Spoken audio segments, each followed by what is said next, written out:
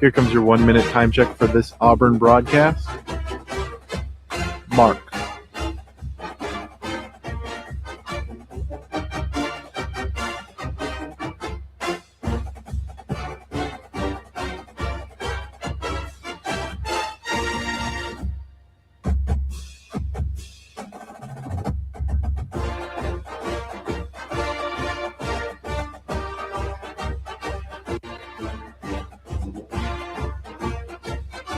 "30 seconds till broadcast."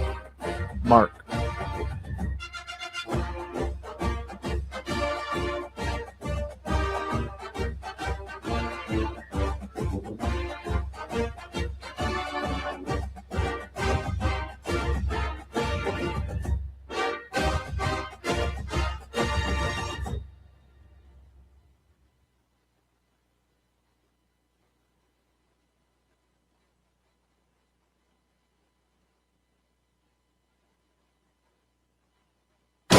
From the Auburn Sports Network and Playfly Sports, Auburn baseball is on the air.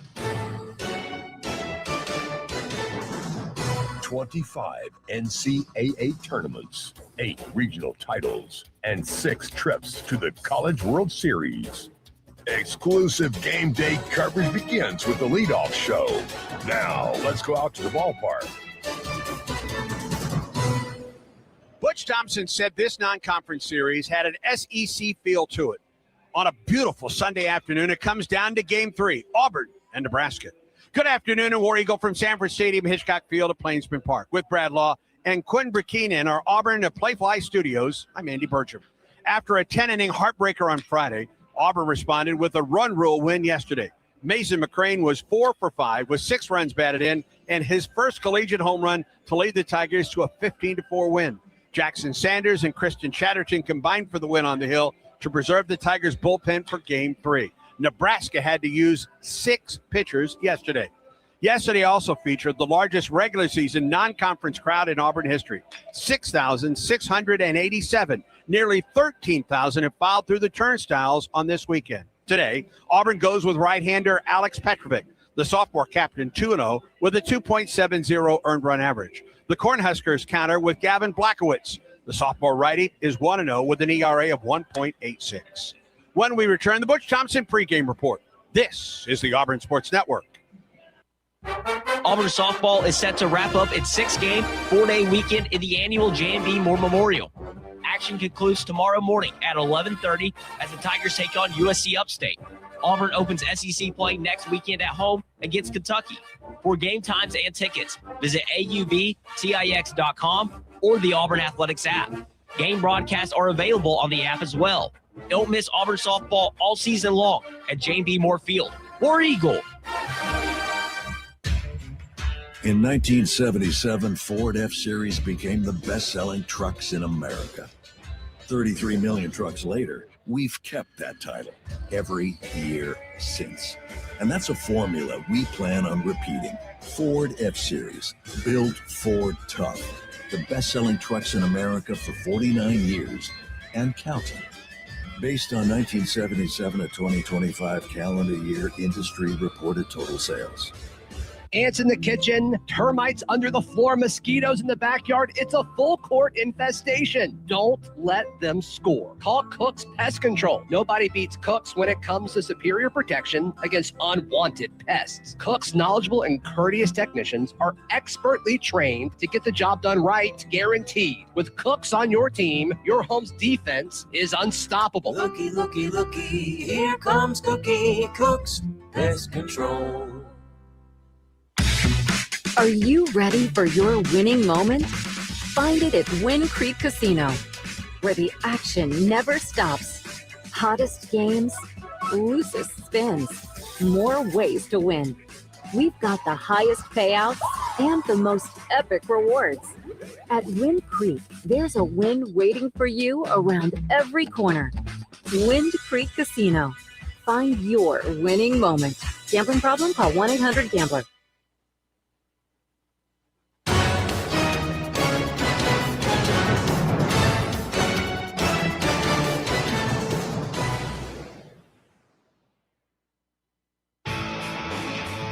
Game Day coverage of Auburn baseball continues now with the Butch Thompson pregame report. 15 runs, 12 hits, only 2 pitchers, and a record crowd for the Saturday ball game as Auburn evens up that series against Nebraska. With all the challenges and toughness, and yesterday was tough too, that was what the doctor ordered in a lot of ways, and hopefully that will help us some ways today. But just a crowd after a tough one. You got the lead in baseball. You can't go 4 corners and hide or anything in this deal. You got to keep throwing, and such a good competitive team in Nebraska. They caught us. We didn't find a run there late. We go to extra innings and keep battling. They get us by 1. To their credit, I don't know if I've ever been part of a game of 18 strikeouts and no walks. I'm trying to look back through this crazy 25 years in the SEC, but nonetheless, hey man, a lot of credit to them. And the only thing you can control at that point is a proper response and coming out in 2 big innings, the first 2 innings of the ball game. And they gave us some of that, but we really had a plan to hold the bat a little bit on a guy that we're going to see if he could throw command on the road. So that worked out for us. They came back with 2 2-run homers. And then our last 7 runs, we responded after those 2 home runs with a few of our own and some big innings and finally some damaged swings. And I think the biggest thing I could hear the players just whispering about was like, this is good for us to respond. But did you see we had more people than ever after a tough loss? And I think they were telling me it was the biggest non-conference regular season ball game here at Plainsman Park. And just again, our people stepped up and rallied with us when we needed to respond, and that didn't go unnoticed. Those guys are whispering about that, and that's a big deal, and was a beautiful day. And we're gonna get another one today. As deep as you had to go in your staff on Friday just to only go 2 yesterday had to be a breath of fresh air as well. Yep, it did, and that's why it was good to finish that game early if you could. Chatterton come in was a little wobbly actually, and the 2 home runs they got off Jackson, who was competing great, and always does that for us. That's why I like him so much. But then Chatterton, he found a way, and he got the bases loaded. He got back in the windup and got us out of that inning. 8-4. That could have been 8-6, 8-7. Could have been a tie game if they'd got off a big swing there, and Chatterton held it there. And then, buddy, those 6th and 7th innings were smooth and clean and strike 1, and he got a really good flow in the game. So looks like he got to a good mindset. I debriefed with those guys, and we talked about some things when he come in the game. These guys are honest back and forth with us, and we got to the right mindset the 2nd inning. And those last 2 innings were really sharp and made us not even think about sometimes we use our pitchers and they don't even get in the game. If you look behind the wall, we didn't even have to get anybody pitches poured into them or take anything out of anybody else's tank because of the good relief work that Chatterton did and the offense being able to extend that lead. All right, this SEC type series goes into a rubber game today, and you've got one of your captains out there on the hill for you in Petra. Yep, I can see him chiming in all our meetings. Great leader. I think he'll lean on that strike zone again for us. But I do think that's the tale of the tale. I mean, there's a lot of things that can be a factor in winning a ball game. That's why we never know when we show up to the ballpark. But I think whichever team, because both offenses are good enough to beat you and be a huge part of the story today, whoever can get past the starting pitcher the quickest, I really hope that Petrovic's able to outlast their guy today. And I really hope, just like yesterday's game, that wound up being big. Their starter got 1 inning. And they made a move, and it put them on the run the rest of the day. Man, I sure hope that Petrovic's out there longer and throws more pitches and chews through more innings than their guy. That seems to be the first thing that sets the tone for the day. And then, can we just keep a good spirit? Even in a loss now, we competed our hearts out on Friday, could execute better, did a better job of that yesterday, and just apply that good competitive spirit because – I'm trying to do everything I can to make it about leaving a mark, making a difference, and don't get caught up in outcomes, caught up in your execution and the spirit with which you play in. But we all know that we're here to try to have successful weeks and win series, and this is an opportunity today. Who is available for you in the eventuality that you need to go to the pen today? Well, we hadn't used L.J. Cormier. He's a guy we used. We're able to bring some guys back. We think Whalen could come back, even Jet Johnston from Friday. We got some guys that haven't thrown yet. We've only gone 8 or 9, 10 deep. So we got some guys that hadn't even started their deal. Bingaman might be out of our lineup today to give him an opportunity in that closer's deal. If Brewer and Hetzler have thrown a lot here in this early part. So you could see Bingaman, he was kind of trained that way, but he started swinging that bat good for us, and we started leaning on that more. So he's definitely a guy that you could see today make his first appearance. All the best today, War Eagle. War Eagle. Children's of Alabama reminds you that every child's head injury should be treated like a serious injury until a doctor says it's not. The CDC estimates some 4 million sports and recreation-related concussions occur each year. Even a minor fall or collision may be a concern. Symptoms typically include headaches, unsteadiness, confusion, or sleepiness. To find out what to do in case of a suspected concussion, visit childrensal.org/concussion and always dial 911 in case of an emergency. Ants in the kitchen, termites under the floor, mosquitoes in the backyard. It's a full court infestation. Don't let them score. Call Cook's Pest Control. Nobody beats Cook's when it comes to superior protection against unwanted pests. Cook's knowledgeable and courteous technicians are expertly trained to get the job done right, guaranteed. With Cook's on your team, your home's defense is unstoppable. Looky, looky, looky, here comes Cookie Cook's Pest Control.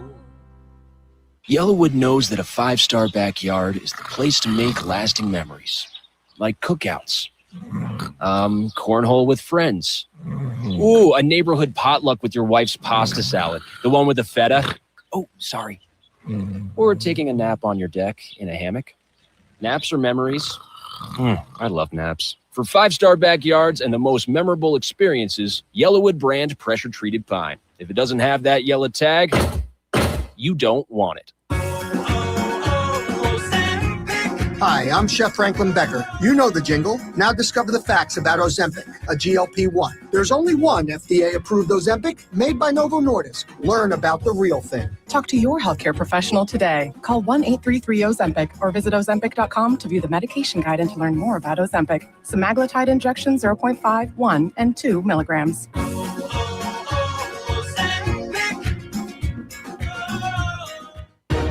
The starting lineups are presented by Yellowwood brand pressure-treated pine. If it doesn't have that yellow tag, you don't want it. All right, let's start with the Nebraska Cornhuskers. They are now 5-4 on the season. The center fielder, Mac Moyer, back in the leadoff spot. Batting and playing second, it's Jet Buck. Case Sanderson, the first baseman, hits third. The cleanup hitter is the third baseman, Joshua Overbeek. Dylan Carey, the shortstop, hits fifth. Hitting sixth in right field, it's Max Butenbach. Cole Kitchens DHs again for the Huskers today. He'll bat seventh. Hitting eighth in left field, it's Devin Nunez. And Trey Fikes does the catching and bats ninth. Again, for the Huskers, it's Moyer, Buck, Sanderson, Overbeek, Carey, Butenbach, Kitchens, Nunez, and Fikes. Now for your Auburn Tigers, a record of 8-2. On the season. Here's the lineup for Butch Thompson and company. Center fielder Bristol Carter at the top of the lineup. Chase Fralick gets the call at first base today. He'll bat second. Hitting third in left field, it's Bub Terrell. The cleanup hitter is the shortstop, Eric Guevara. Mason McCrane starts in right field again, and he's batting fifth. Hitting sixth, then starting again in second base, it is Chris Rembert. Logan Gregorio DHs and bats seventh. The third baseman is Brandon McCrane for a second straight game. He will bat eighth. And rounding out the order and catching, as he has for the first two Alex Petrovic starts, it is Lucas Steele. Again, it is Carter, Fralick, Terrell, Guevara, McCrane, Rembert, Gregorio, McCrane, and Steele. Our final pregame timeout, first pitch. And the first pitch comes from Alex Petrovic today. We'll have that for you when we come back. This is the Auburn Sports Network. Children's of Alabama reminds you that every child's head injury should be treated like a serious injury until a doctor says it's not. The CDC estimates some 4 million sports and recreation-related concussions occur each year. Even a minor fall or collision may be a concern. Symptoms typically include headaches, unsteadiness, confusion, or sleepiness. To find out what to do in case of a suspected concussion, visit childrensal.org/concussion and always dial 911 in case of an emergency. Here's a clip from a recent Talking Tigers podcast with Andy Burcham. Auburn men's basketball coach Stephen Pearl. From the time, Laney was born, we've basically just been trying to be good parents on top of having one of the best basketball teams in college basketball last year leading them to an SEC championship and another Final Four. You lose basically that entire team, right? We then, basically the weekend of the Sweet 16, we are recruiting from the middle of March until the beginning of June, trying to rebuild this roster. June 1, we start practice in the summer. And then we got 8 weeks with the guys in the summer. They go home, and then we come back to school 10 days later. We start practice and workouts shortly thereafter. And then a few weeks later, boom, this happens. New episodes of the Talking Tigers podcast are released Mondays wherever you listen to podcasts. Subscribe to the Talking Tigers podcast exclusively from the Auburn Sports Network. Are you ready for your winning moment? Find it at Win Creek Casino, where the action never stops. Hottest games, loosest spins, more ways to win. We've got the highest payouts and the most epic rewards.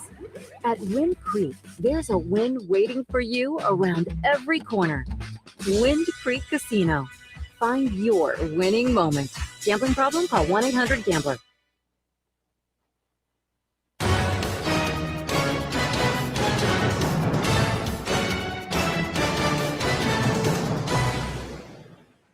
Couple of minutes away from first pitch. Auburn is on the field behind Alex Petrovic. Let's set the defense. It's Bub Terrell in left, Bristol Carter in center, Mason McCrane is in right.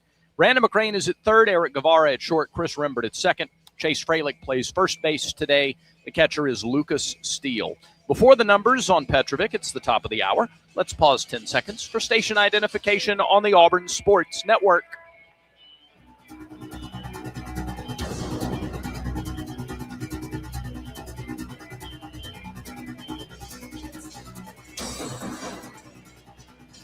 Camera's not holding still. All right. So, Alex Petrovic, 6'4" right-hander. Welcome to my world. Yeah, it's true. Redshirt sophomore from Cypress, Texas, 6'4", 241. Petrovic 2-0 with a 2.70 earned run average. 2 starts, 2 wins, 10 innings, 7 hits, 3 runs, all earned. He's not walked anyone. He struck out 14. And teams are batting 189. Against Alex Petrovic. Cameron doesn't like us at all. Sure doesn't. All right, you want to look at the back of the booth today on the camera on YouTube? I'll tell you what, I'll monkey with this a while, and I'll turn it over to the voice of the Tigers, Andy Burcham, to get you going on a Sunday. Thank you, Brad. First pitch weather forecast is brought to you by Jackson Services. When your comfort quits, Jackson Services shows up. Heating, air, and plumbing done right the first time. Family owned since 1973. Call Jackson Services today and feel the difference. Jackson Services, delivering comfort, creating trust. 76 degrees at game time today. Wind out of the south to southeast is 7 miles an hour, partly cloudy skies. It is a beautiful day. Beautiful day. First day of March. Wow. Yeah. And Auburn and Nebraska play the rubber game of the series. Leading off will be Mac Moyer, 4 for 10 this weekend. A couple runs scored for the Nebraska center fielder. As Petrovic works off the stretch, McCrane plays up at third. The pitch to Moyer drops in for a strike. Michael Stover behind the plate. Zach Neff at first. Javero January at second. Mark Winters is down at third. Moyer, Buck, and Sanderson in the first inning for Nebraska. The 0-1 pitch. Moyer takes a fastball a little bit in. 1 ball and 1 strike to count. Petrovic 2-0 on the season. Wins in his first 2 starts of the season. 1 ball and 1 strike to count to Moyer. Here comes the pitch. Missed outside. 2-1. Petrovic and Steele, the battery for the Tigers today. Alex comes set in the 2-1. Strike call on a fastball at 91. Count is even.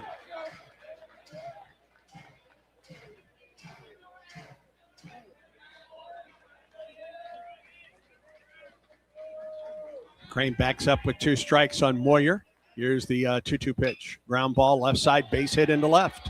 Moyer fell down coming out of the box, and he'll hold up at first.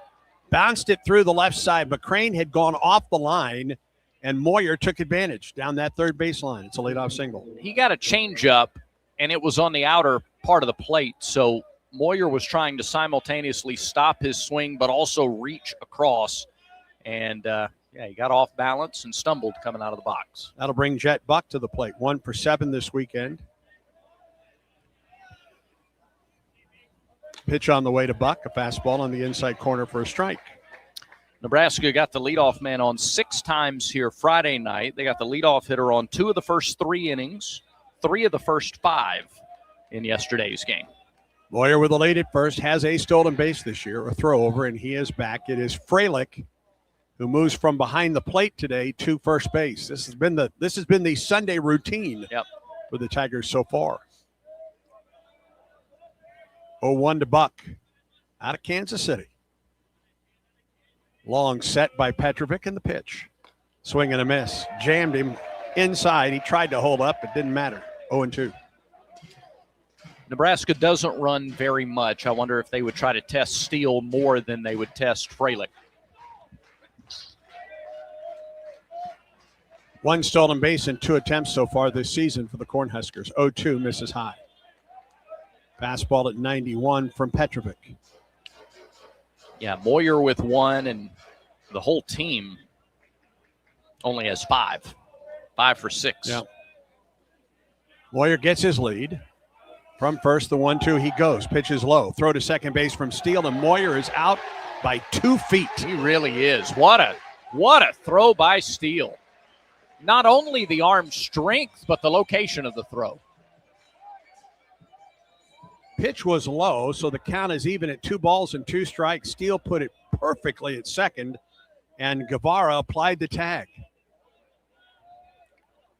I'll be greedy. I didn't think the pitch was all that low. It was a pretty good pitch. 2-2 pitch. Got him with a fastball on the inside corner. First strikeout of the day for Petrovic and the Tigers. The K-Counter is presented by Kia of Auburn. Where? You're always number 1. Doesn't matter now, does it? He got him with the very next pitch. 2 down. Here's Case Sanderson. 3 for 8 on the weekend. Big left-handed hitter, has scored 3 times for the Cornhuskers. He bats with 2 outs and nobody on. Righty on lefty. The pitch from Petrovic. May have been a little out. Want to know the count with the off-speed delivery. We will keep you up to date on Auburn softball playing their final game of the Jane B. Moore Memorial over at Jane B. Moore Field against USC Upstate today. 1-0 pitch. Out of play off the left side. As a matter of fact, we'll give you the score. Auburn 2, Upstate 1. That game is in the top of the 6th. It started at 11:30. Auburn is the home team there. 1 ball and 1 strike to count. 2 outs. Petrovic to Sanderson. Here it is. Ground ball to the right side. That is Rembert. 2 first for the out. And it comes to a close. That took a tricky hop on Chris, but he managed it. No runs a hit, no errors, and no one left in the top of the first. Auburn comes to the plate in the bottom half of the frame. And this is the Auburn Sports Network. If you are a fighter, Modelo is your reward. So listen close. You put up with a lot, but you always hold it down for your people. You are strong. You are fearless. You are the baddest on the block. You are an elbow grease factory, a force of nature. You are not to be reckoned with. You are a ride or die, a powerhouse of productivity. You are a fighter, and Modelo is your reward. You've earned every last drop of this rich golden lager, so raise it up high. Modelo, the mark of a fighter. Drink responsibly. Beer imported by Crown Imports, Chicago, Illinois. Children's of Alabama reminds you that every child's head injury should be treated like a serious injury until a doctor says it's not. The CDC estimates some 4 million sports and recreation-related concussions occur each year. Even a minor fall or collision may be a concern. Symptoms typically include headaches, unsteadiness, confusion, or sleepiness. To find out what to do in case of a suspected concussion, visit childrensal.org/concussion and always dial 911 in case of an emergency.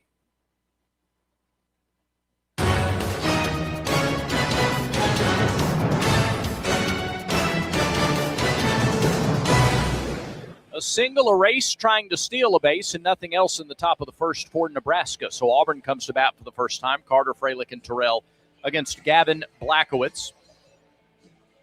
Right-handed sophomore out of Olathe, Kansas, 6'4", 210. 2 starts, 2 good starts. He's 1-0 with a 1.86 earned run average Went 4 2/3 in his first start, got no decision. Went 5 innings in his second start, picked up the win. 9 2/3 innings, only 3 hits allowed, 2 runs, 1 in each start. He's walked 4 and struck out 11. And teams are batting just 103 against Gavin Blackowitz. Defense behind him, Nunez in left, Moyer in center, Butenbach in right.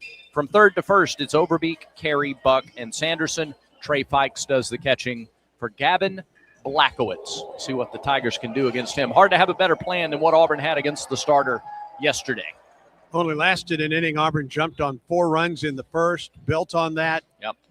It was an 8-0 lead at one point. Nebraska came back, cut that lead in half to 8-4, and then Auburn closed it out with a 15-4 run rule win. Nebraska won on Friday, coming from behind to beat the Tigers and holding off Auburn in 10 innings, 9-8. Bristol Carter will lead it off for Auburn, 4 for 9. He has scored 4 times this weekend. That's what you want out of your leadoff man. First pitch is in for a strike from Blackowitz. A well-placed 92-mile-an-hour fastball on the outside corner at the knees. Righty on righty here as Blackowitz works off the stretch. Like Petrovic, the starter, the pitch. Drops in for strike 2. Off-speed delivery, 0-2 the count. So fastball 92, slider at 82.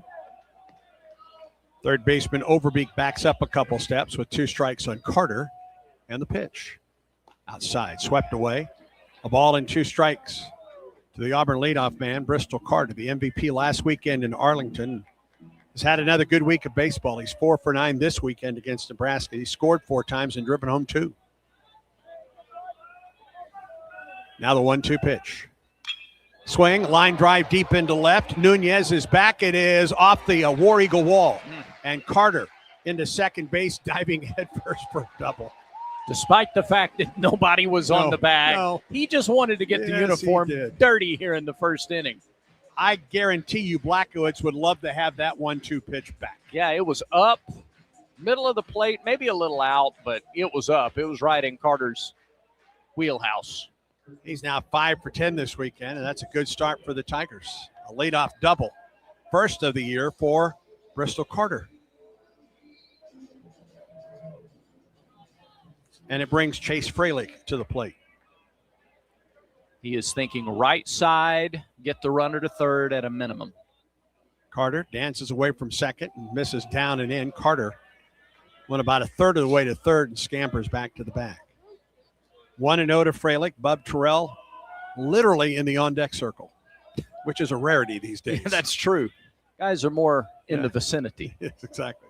Pitch on the way. Freilich chops it to the right side. That'll get the runner to third. Couple hops to Buck, throws to first, and Carter goes to third on the play. Gosh, that's such a high baseball IQ at bat by Chase Freilich. With nobody out, a ground ball to right. I mean, he could have just thrown it on the ground and bounced it out there. It's exactly what he would have wanted to do there. It gets Carter 90 feet away. So Carter at third now, and here's Bub Terrell. Hit his second home run yesterday. He's 3 for 8 this weekend with 3 runs scored and 2 runs batted in. Stretch in the pitch. Bub takes a fastball just off the outside edge at 93. Leadoff double for Carter. Went to third on the ground ball to the right side by Freilich. Now 1 ball and no strikes to Bub Terrell. Here's the stretch in the pitch. Fastball, a little bit up, but in there for a strike. 1-1 the count. Alex Petrovic worked around a leadoff single in the top half of the first. Auburn threatens here in the bottom. A 1-1 count to Bub. Swing and a miss. 92 and down in the zone. 1 ball and 2 strikes the count. Still very early, so anything up the middle on the ground will get Carter home. Anything in the outfield, even relatively deep, will get Bristol home. Corners are playing even with the bag right now. 1-2 pitch. Bub swings and misses.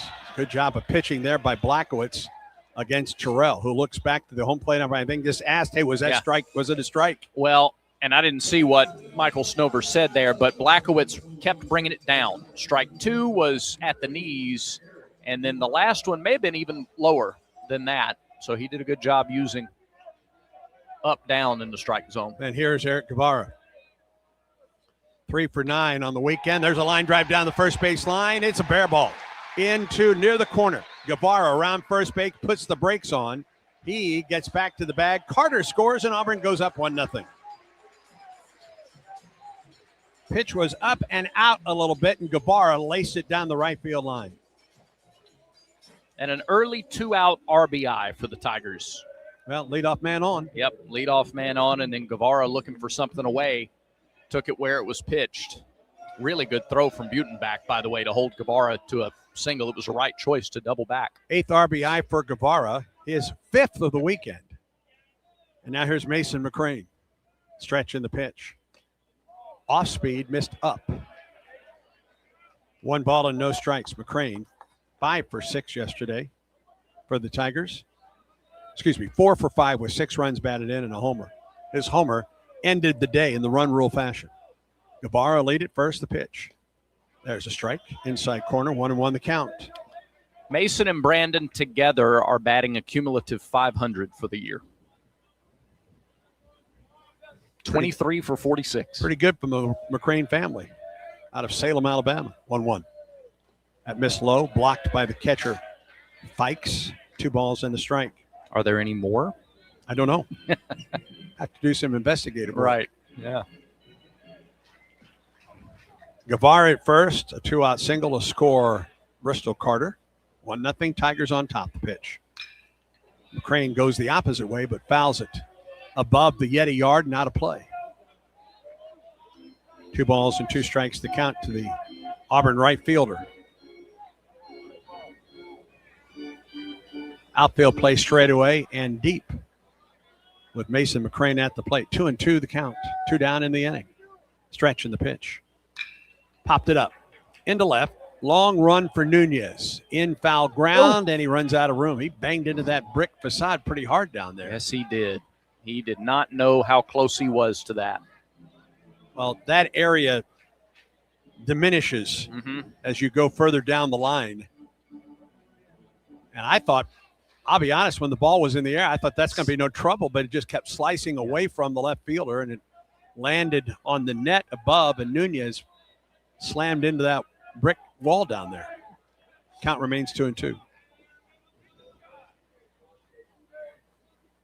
All right, McCrane homered after a reprieve yesterday.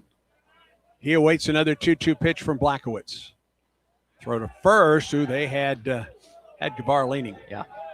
But he's back safely. Yeah, a little slide step out to the right, and they threw right when he landed on that slide step. Blackowitz comes set. Here's the pitch. Outside, count is full. And Guevara is off with this pitch. As a team, Nebraska has 1 pickoff this season. Price Bender, who we saw Friday night. There goes the run of the pitch. Ground ball foul. Pass first. Beyond the reach of Sonny DeShera. The immovable Sonny DeShera. Yeah.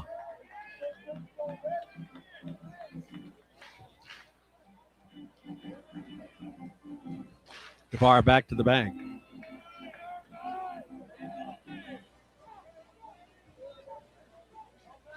One nothing Auburn on top. Another 3-2 pitch to McCrane. The runner goes. Got him swinging. Inning comes to a close. Good fastball. A run on 2 hits, no errors, a man left for Auburn. We're through 1 in the rubber game of this series, and Auburn leads Nebraska 1-0. Auburn baseball continues in a moment. Alabama Power is here for you when big storms hit, but we're also here for the little things.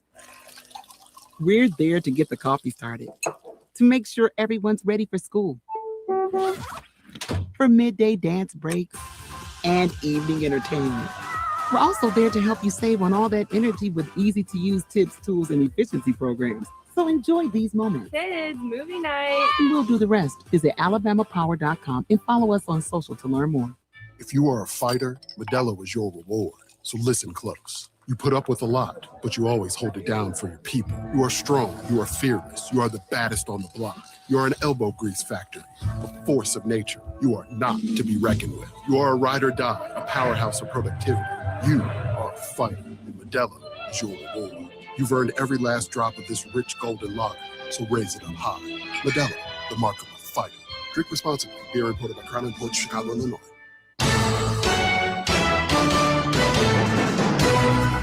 Exclusive play-by-play coverage of Auburn baseball is brought to you by Alabama Power. Alabama Power is a proud supporter of the Auburn Tigers. Alex Petrovic staked to a 1-0 lead as he goes to work at the top of the second. He'll get Overbeek, Carey, and Butenbach for Nebraska. Next up for the Tigers, Sanford here Tuesday night at 6. Brad will have the call on ESPN 106.7, right? Yes. On Tuesday. Auburn basketball will close out the home portion of its schedule Tuesday night, hosting LSU at 9. Second inning today presented by Auburn Bank, champions of you.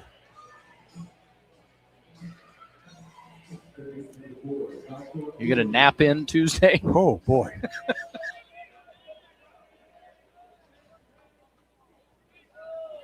Joshua Overbeek will lead it off. Third baseman for the Cornhuskers, 1 for 7 on the weekend. Left-handed hitter. Petrovic pitches and missed the outside corner, 1-0.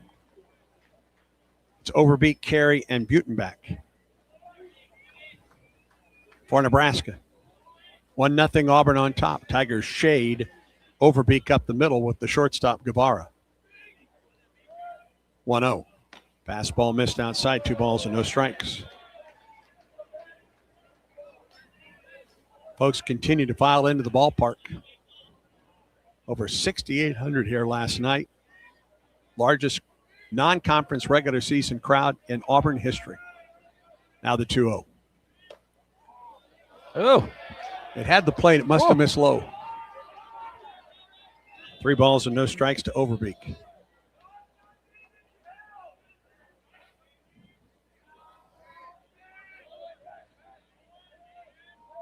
Upright stance for Overbeek. Shows bunt on the 3-0 pitch, and it misses outside. And Overbeek walks on 4 pitches. That's the first walk of the year for Petrovic. Comes in his 12th inning of the year. And here is Dylan Carey, batting .439 this year. A team best 3 homers, 15 runs batted in. And it's another inning the leadoff man gets on base. Yes. Alex works off the stretch, the pitch. Fouled back here, Carey up there aggressive on that fastball that changeup from Petrovic. Carey's a good hitter. He's 3 for 8 this week with a run scored and 3 runs batted in. It was his base hit that gave Nebraska the lead for good on Friday. The pitch, fastball, just a little in. 1-1 the count.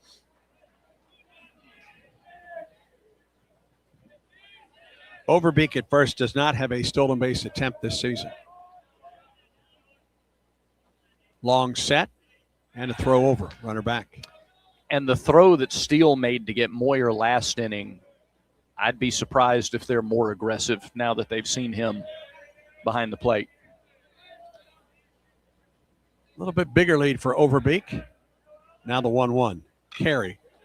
Little looper into right center field. It's going to be in for a base hit.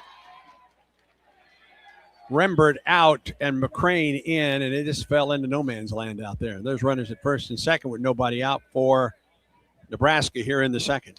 That was a changeup on the inner half. Just a late, he waited back, and then didn't really step into the swing. But he had enough power to push it out there in no man's land. And here's Max Butenbach, right fielder. 1 for 4 this weekend, but he bats with runners at first and second. Might we see him bunt here? Stretch by Petrovic in the pitch. No bunt.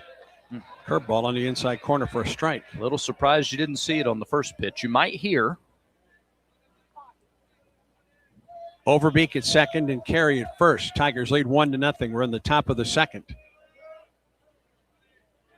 A leadoff walk and a bloop single to right, the pitch. Swing and a miss. No bunt attempt there either. 81. That looked like the change with some life to it. Now 0-2 to Butenbach. Cole Kitchens on deck. Overbeek from second and Carey gets his lead from first. 0-2 pitch. Chopper foul. Late swing into the Auburn dugout over the head of Carl Nonemaker. Nani's okay.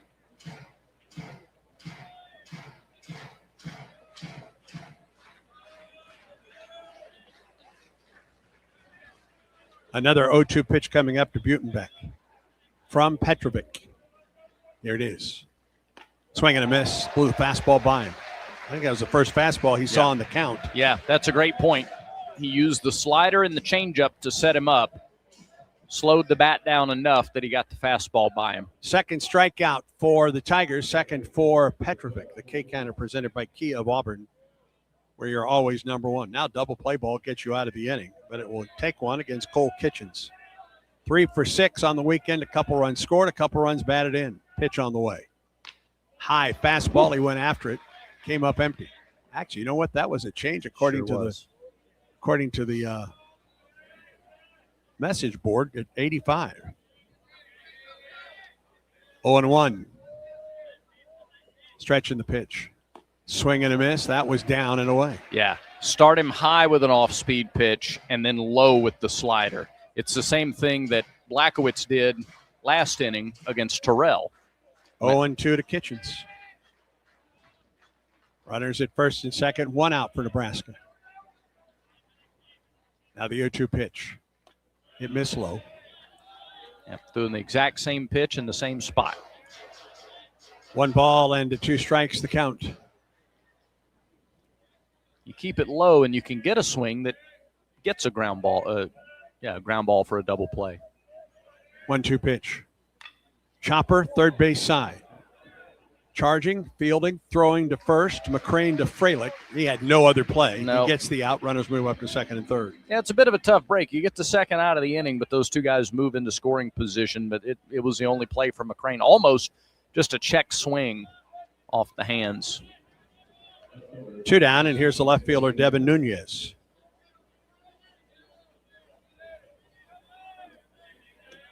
Came on as a pinch hitter. He singled and scored in the 10th inning here Friday night. Left-handed hitter with 2 down. Runners at first and second for Nebraska. Stretch in the pitch. High and outside.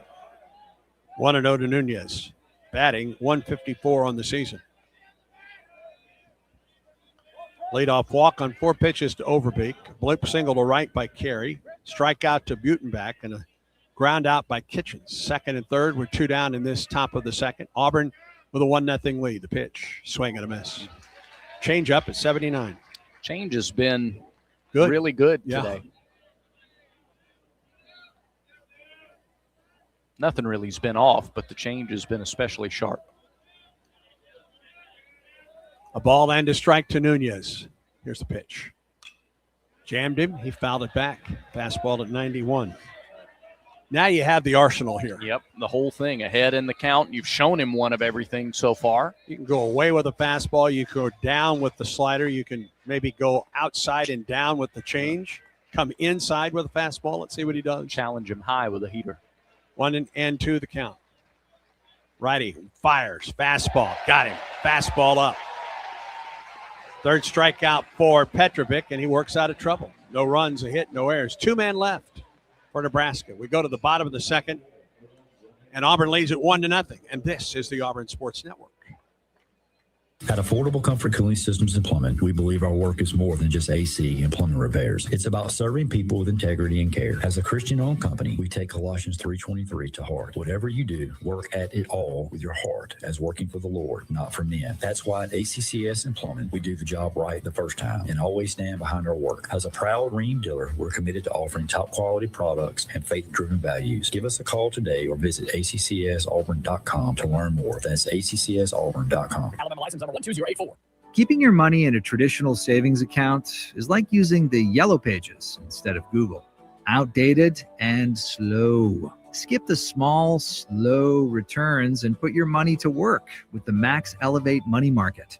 You get all the same security of a savings account, plus the ability to earn even more on your money. Get started at mymax.com/elevate or call us at 260-2600. Certain restrictions apply. Federally insured by NCUA.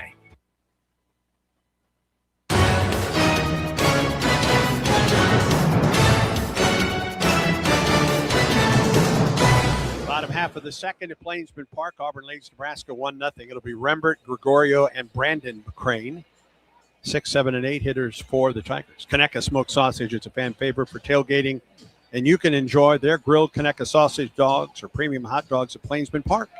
Conecuh, family-owned, made in Evergreen, Alabama since 1947. Make Conecuh sausage part of your game day. Chris Rembert will lead off for Auburn in the second. 1 for 6 with 3 runs batted in this weekend. Good to have him back in the lineup after he missed 13 days with that injured ankle. Pitch. Fastball low. Catcher Fikes tried to bring it up to no avail. Really encouraging, too, because earlier in the week, Butch Thompson wasn't sure he'd be available for all 3 games. They thought he might need a day off in between. 1-0, fouled back on a fastball, or excuse me, the changeup elevated. 1-1. And so the fact that he was the DH Friday, played second yesterday, and he's back out at second. To be out there defensively back-to-back days tells you, all right, he's back. Batting .250 on the young season, the 1-1. Fastball, strike on the outside corner. 1-2 to Rembert.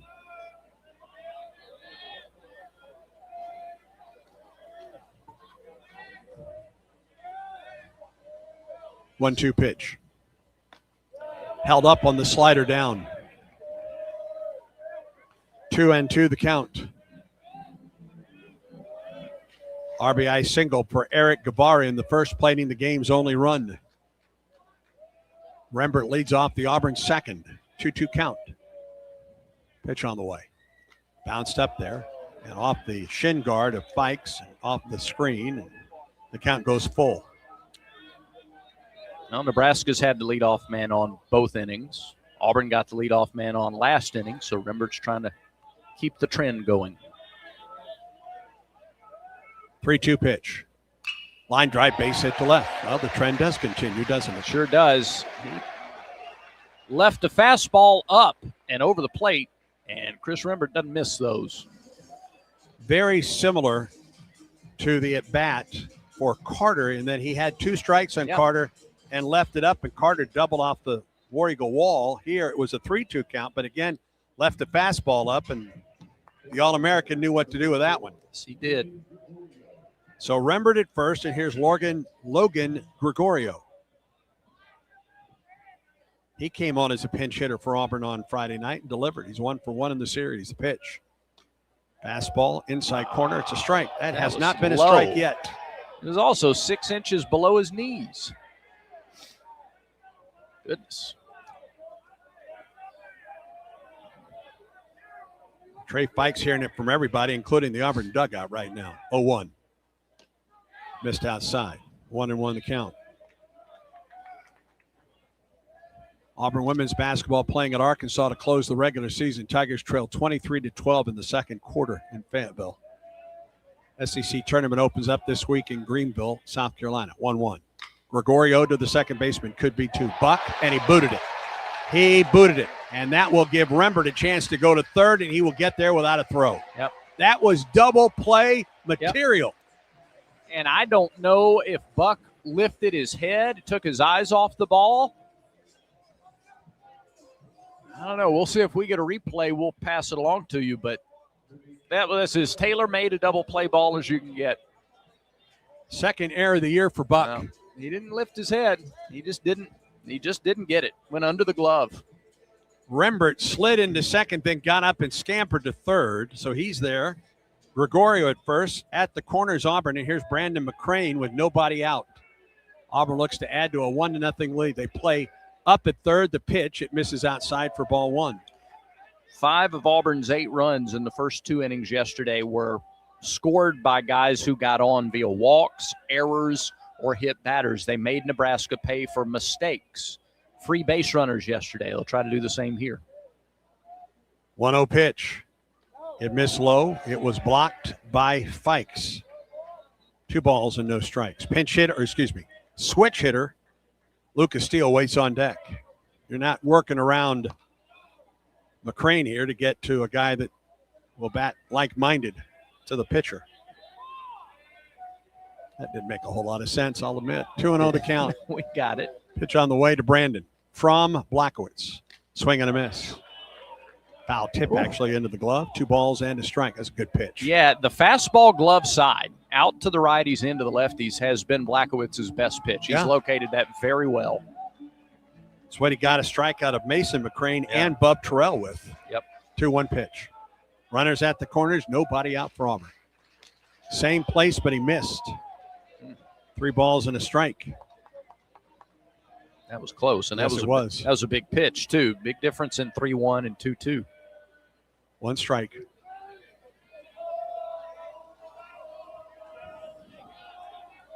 Three and 1 to Brandon McCrane, the pitch. Fly ball into center. Moyer drifts back at the warning track, makes the catch. Rembert will tag, and he will score, and Auburn doubles its lead. It's 2-0 Tigers. RBI for McCrane, his 5th of the season and his 2nd of the weekend. Ball had a little bit of carry, Brad. Yeah, it really did. That looked like a routine fly ball to center off the bat. There's no wind today. It just kept carrying and carrying. Moyer was almost to the track. Well, the air pays immediate dividends for Auburn. Not only the fact that it would have been 2 outs and nobody on, but Rembert went to third on that error and scores on the sacrifice fly. 1 out. Here's Lucas Steele now, batting left-handed against the right-hander, Blachowicz. Gregorio at first, the pitch. Ground ball right side, it's foul. Just on the other side of the green first base bag.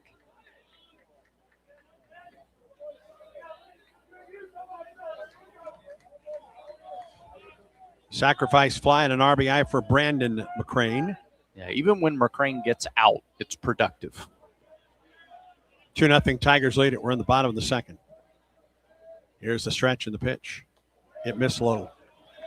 Good job by Fikes to field his position behind the plate. 1 ball and 1 strike to count. He's getting a workout, especially in this inning, from his starter, Gavin Blachowicz.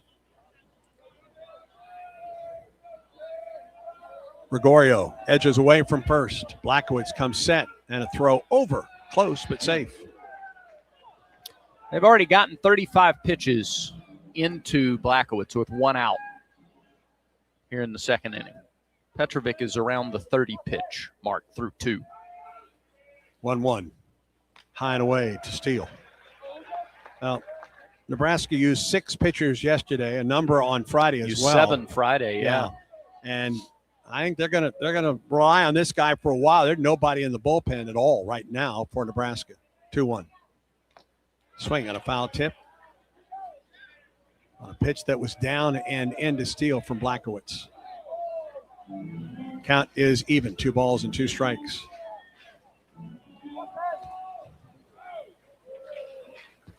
Top of the order. Bristol Carter waits on deck. 2-2 pitch. Up and in. Ball 3. Well, it was up and in enough that Steele kind of jumped out of the way. I think Nebraska thought it was still a strike. Judging from the reaction, count is full. Do you start Gregorio here? Not until Lucas puts a few more in play, I think. He gets the lead, the pitch. Steele takes ball 4. And that's the 7th walk he's drawn this year. So, all right, couple of hits. A little struggling putting the ball in play and finding open turf, but hasn't changed his approach, and he's still getting on base. So runners at first and second with 1 down. Now to the top of the order. It flips over for Auburn, and Bristol Carter gets his 2nd look at Gavin Blachowicz. He doubled on a 1-2 pitch in the first, came home to score. Gregorio at second and Steele at first. Third baseman comes up in front of the bag. The pitch. Carter shows bunt, takes a strike on the outside edge. Sanderson at first up on the edge of the grass. Overbeek is kind of hedging so he can get back to the bag at third. Blachowicz comes set. Looks back to the runner, the pitch. Showed bunt again, that missed low. Blocked by Fikes. 1-1 the count. This is his first start behind the plate for Nebraska, but he's doing a pretty good job here early. He's kept everything in front of him so far. Yep. Sensational afternoon for baseball at Plainsman Park. Auburn leads 2-0, looking to add to that lead with runners at first and second in the 2nd. 1-1. Carter pulled the bat back. He did not go. Not close. Down and away, 2 balls and a strike. And now they have to have that in their mind. Might he try to slash? Gregorio at second, Steele at first. Now the 2-1 to Carter. Fly ball into right. A little bit of carry. Butenbach backs up, makes the catch. Runners do not tag and remain at first and second. The ball was hit deep enough. I thought Gregorio might try to tag and go third. I'm with you. 2 outs, and here's Freilich.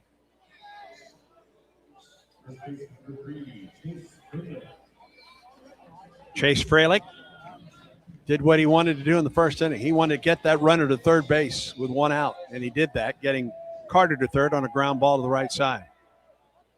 You want to see him knife one through right now with 2 down. Pitch on the way to Freilich. It missed low. Good eye. Really good eye from Chase.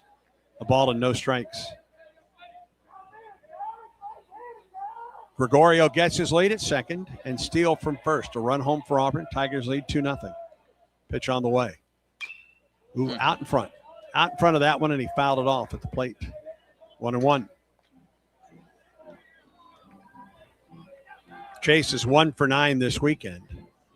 Scored 3 times and RBI. You talked to him about his number change before the game today, didn't you? Yeah, I did. Wore 44 last year. Here's the 1-1. He takes a strike on the inside corner. He has worn 3 for his entire career, all the way back to his youth league days. But 3 was taken for him last year. So he pounced on it this year. Said it looks better on his back. 1-2. Miss low and away from the catcher, and that'll move the runners to second and third. This time, Fikes was able to get in front of the ball, but it squirted off to the right. Yep. Wild pitch charge to Blackowitz. Yeah, I guess Cade Fisher came in last year and Right. took 3. Right. Yep. So Freilich gave up. Well, I'm not sure he was given the option, but he wore 44. He says 3 just looks better on his back. All right. 2-2 pitch. Base hit here. Could give Auburn 2 more runs. The pitch. Swing and a drive. Deep into right. Back is Butenbach. He looks up. It's gone. Third home run for Chase Freilich. A line drive just to the right of the bullpen, to the left for Auburn. And the Tigers on the 3-run bomb by Freilich take a 5-0 lead. That was a missile to right field. Yeah, not a lot of altitude, but a whole lot of speed. And I'll tell you, that number 3 looked pretty good on the back of his jersey. Sure did. As I watched him run around the bases. Here's Terrell. Pitch on the way to Bub, misses high.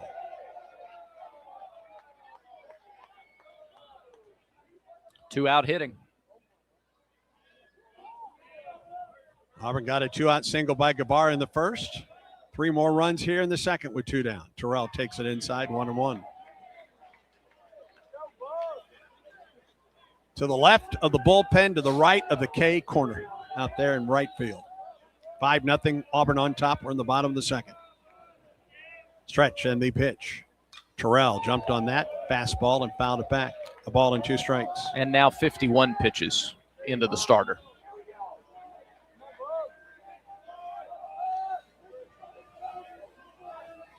You're always trying to chase the starter as early as possible, but especially on a Sunday. 2-1. Bub takes it low. Well, Auburn has taken full advantage of what should have been a routine double play ball in this inning. Yep.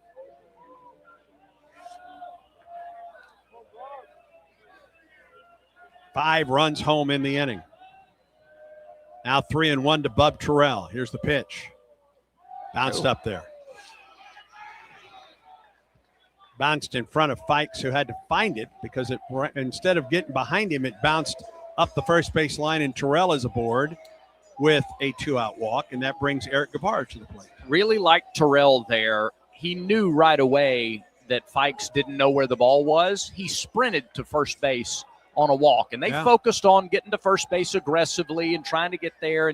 But I mean, he sprinted to first in the event that Fikes still couldn't locate the ball.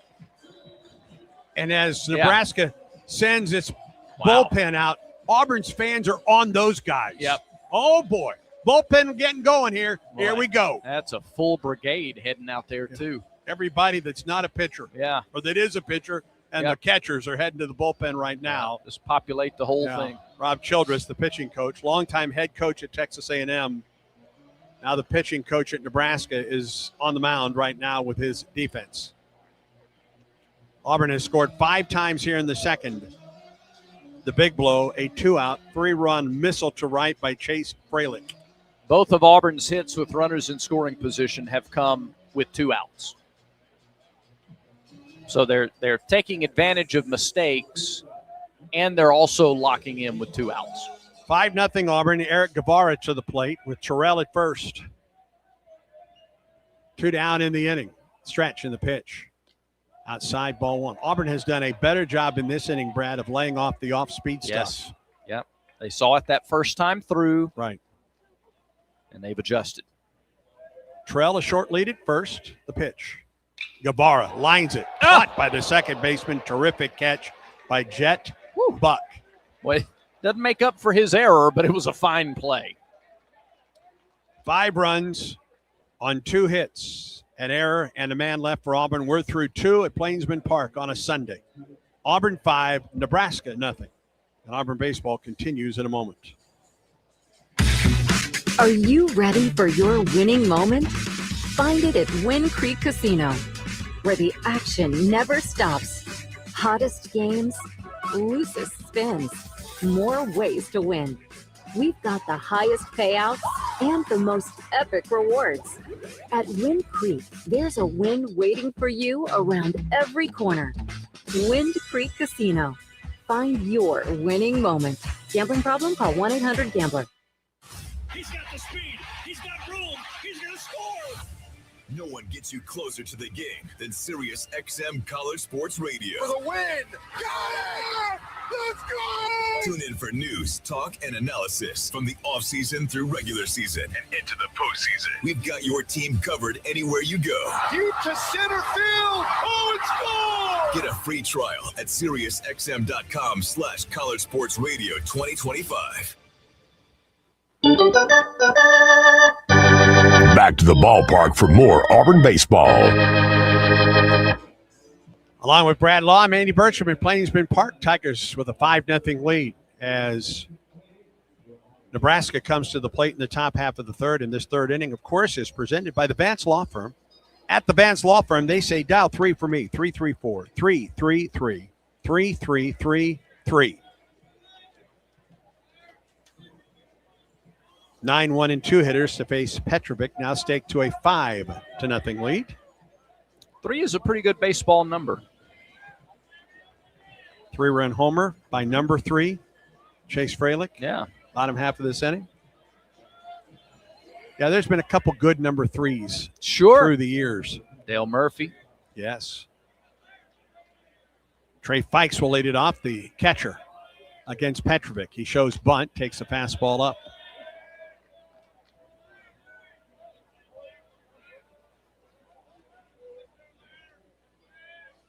Fikes, then the top of the order, Moyer and Buck. Pitch, Fikes again shows bunt, and it hit him.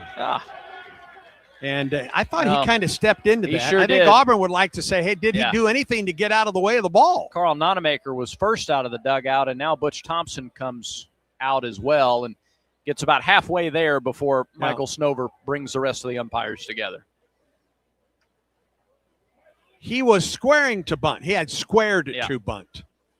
There was no, to my eyes, there was no effort to get out of the way of the ball. We're going to get another replay here.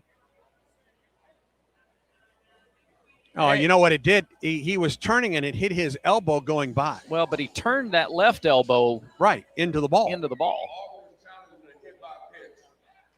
And they'll review it. That's Javera January, who's the crew chief this weekend. Now, if they're looking at did it hit him or not, it did. It hit him. But he's squaring to bunt, so he's got his chest like open to the mound, and then he pulls the bat back, and the left elbow then leans in. It's like he overcorrects. Well, the question is, do they believe that he stuck the elbow out to be hit? It could still hit him. It could still hit him and then just be a hit batter, and he's aboard. Right. He absolutely dipped the left elbow and arm as he's turning away from the ball, which is not a natural movement to turn away from the ball. But that's going to be subjective. Yeah.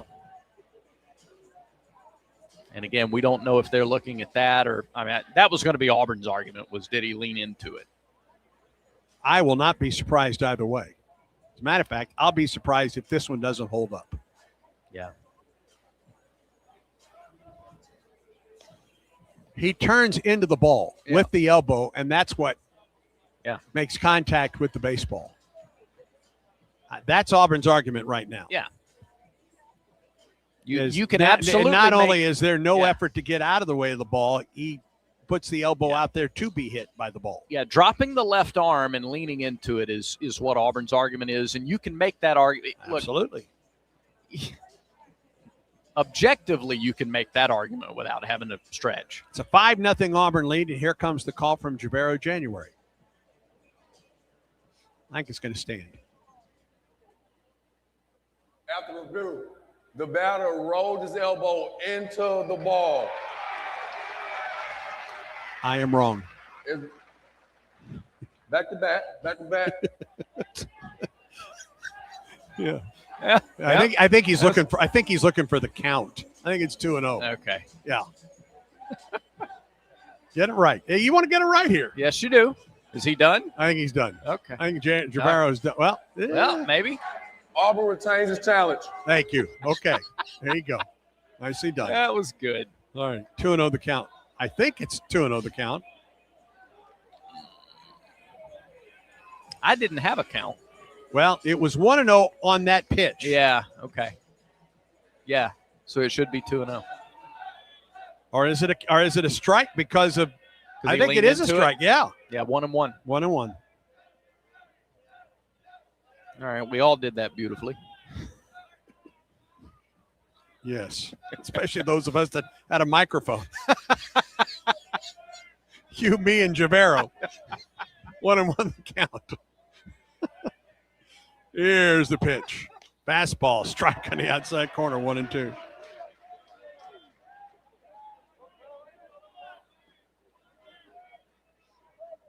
Running, or rather, Fikes at the plate to lead off the third. Here's the 1-2 on the way. Got him swinging. That's a nice job by Petrovic to come back after the appeal. He threw strike in the first out of the inning. Another K for Alex, his fourth of the game. The K counter presented by Kia of Auburn, where you're always number one. I thought he might go after him with a fastball there just because Fikes doesn't have many at-bats this year. In fact, that was his first at-bat of the season. But he didn't. He got him just a nasty slider tailing away. And now to the top of the order, Mac Moyer to the plate. Stretching the pitch to Moyer. Strike at the knees with a fastball. Moyer on a 2-2 pitch to lead off the game, singled past the third base bag.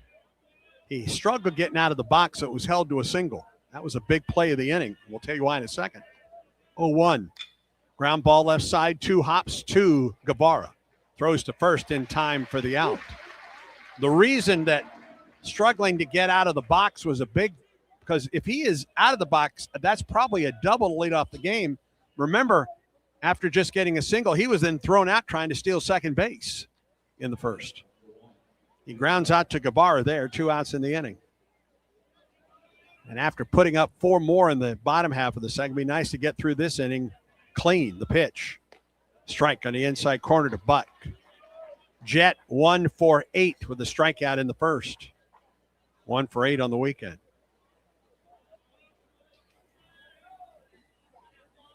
Alex comes set in the 0-1. Popped up. Shallow center field. Here comes Bristol Carter. That's a good inning for Alex Petrovic. Nebraska retired in order, and we're through 2.5 at the ballpark. Auburn 5, Nebraska nothing. And this is the Auburn Sports Network. Enjoy baseball and softball season on the Plains with live sports radio presented by Alpha Insurance. Auburn Sports Network broadcasts are available with no delay at both Plainsman Park and Jane B. Moore Field. Every grand slam, stolen base, and strikeout, yours with no delay. Look for the live sports radio kiosk around the ballpark. Live sports radio lets you take the broadcast with you at every football game, plus home men's and women's basketball games, baseball, and softball. Live sports radio presented by Alpha Insurance. Are you ready for your winning moment? Find it at Wind Creek Casino, where the action never stops. Hottest games, loosest spins, more ways to win. We've got the highest payouts and the most epic rewards. At Wind Creek, there's a win waiting for you around every corner. Wind Creek Casino. Find your winning moment. Gambling problem? Call 1-800-GAMBLER.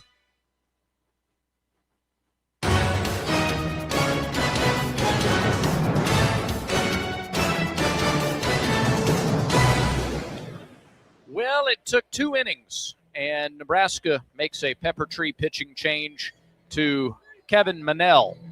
Manell, a redshirt senior right-hander, 6'4", 220, out of Topeka, and a transfer from Mississippi State. So he's back a little bit closer to home. They had hoped Manell would be the closer when the year started. He does have a save, one of 2 saves on the club. Manell, 3 outings, no record, a 3.38 earned run average, 2 2/3 innings, 1 run on 3 hits, 3 walks, 2 strikeouts. He's given up a double. He's thrown 2 wild pitches, and teams are 333 against Kevin Manell. So the right-hander replaces Blackowitz. It's the second day in a row it's been a short outing for the Huskers starter. Blackowitz, 2 innings, 4 hits, 5 runs, but only 1 of them earned. 2 walks, 2 strikeouts, a wild pitch. He gave up a double and a homer, 55 pitches, 29 strikes. Blackowitz is out. Manell is in. And it may be that this guy is their closer, but they're down 5-0, and it's the rubber game of the series, and they got to bring him in now to keep it where it is, perhaps. Yep. He will get Mason McCrane, Chris Rembert, and Logan Gregorio. A little bit of a cross-body thrower, this Kevin Manell, who stretches and pitches, and McCrane takes a fastball inside corner for strike 1. Mason, a strikeout victim in the first. He's 5 for 10 this weekend with 6 runs batted in, and all 6 came yesterday. 5-0 Auburn leads at the 0-1. Ground ball to the right side. It's foul on a hop and booted. Booted by Sonny DeShera. Oh, he's going to hear about it. Yeah, he's hearing it already. But he makes up for it by tossing the ball into the crowd. He knows how to work it. 0-1 is, 0-2 the count to McCrane, the pitch. Sunk low. A ball and 2 strikes to the Auburn right fielder. Kind of tough to pick the ball up from Manell. Got that. He hides the ball well, doesn't he? Really does. He stretches and pitches. Change up, strike 3. Good pitch. Yeah. Broke over the outside corner. Really good pitch. Strikeout for Manell. First time Auburn doesn't get the leadoff man on base.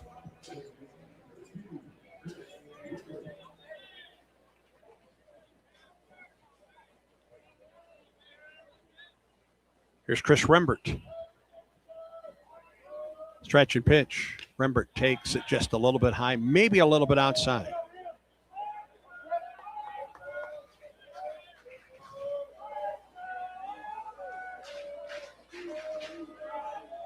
Rembert's average up to 308.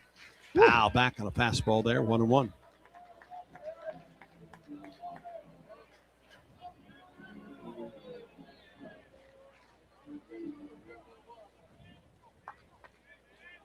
One down, nobody on for Auburn. We're in the bottom half of the third. The pitch. Strike 2. Auburn leads 5-0.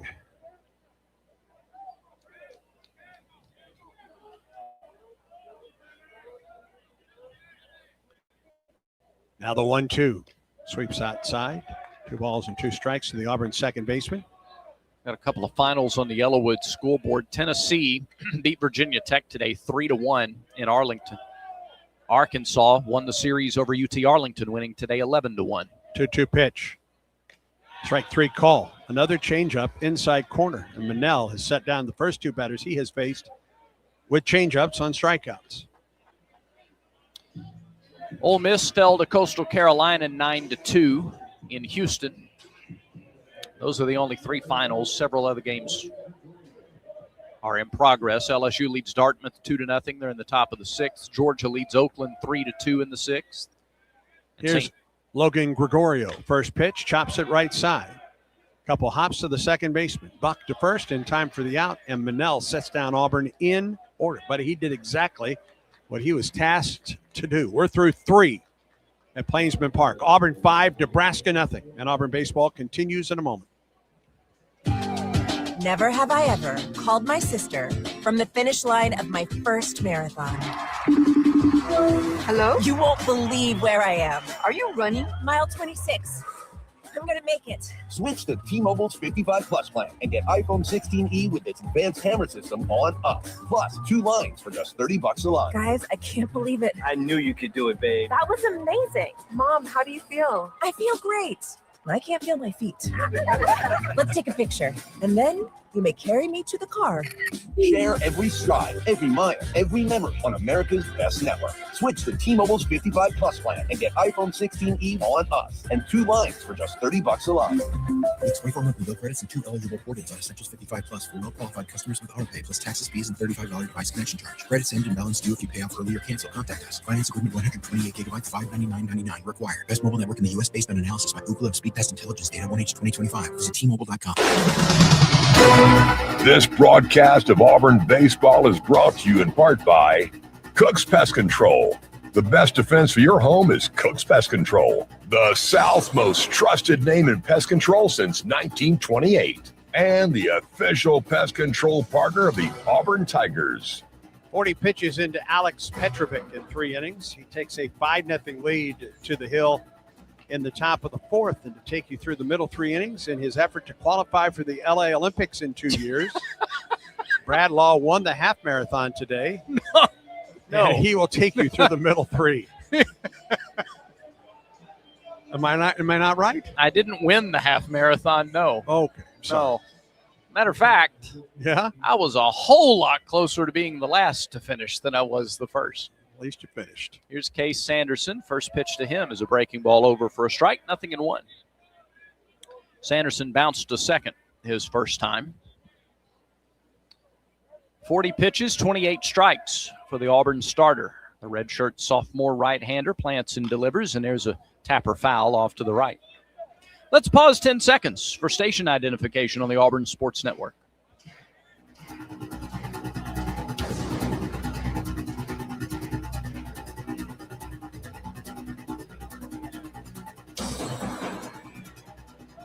Black helicopter overhead. Here is the 0-2 pitch. Line past the shortstop, or McCrane, the third baseman, playing it short in the shift, and it's into left center field. It's a base hit for Sanderson, and for the 3rd time in the first 4 innings, Nebraska has a leadoff man on base.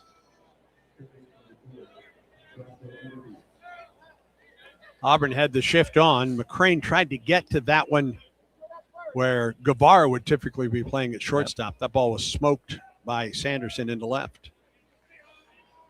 So Petrovic has done a nice job in the 1st and 2nd innings working around base runners. Didn't have to in the 3rd. Got him quickly. And the first pitch misses high for ball 1 to Overbeek.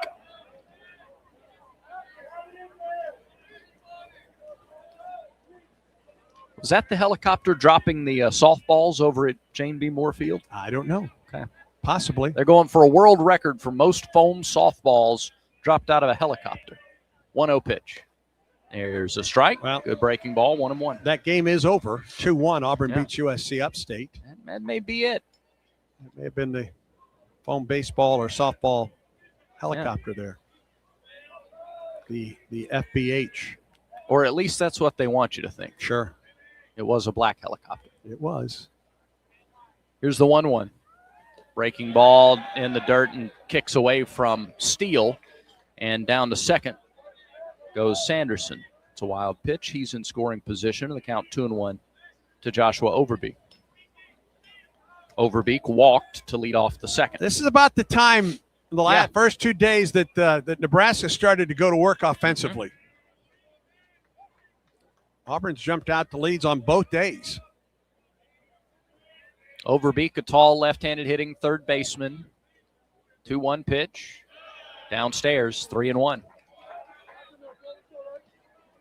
3 hits on the day for the Huskers. 1 walk issued by Petrovic, his first of the year. He's at 1 walk and 18 strikeouts for the season in 13 innings. 3-1. A little bit outside, ball 4. And Overbeek has walked both times. So, just as he did in the second, Petrovic has to work out of trouble here in the fourth. First and second, nobody out with a 5-0 lead. And Steele had to talk with his pitcher.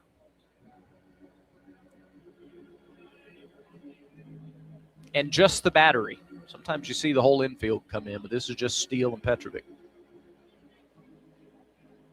And just as Michael Snover gets out there, Lucas gives him a pat on the backside and comes back to the plate.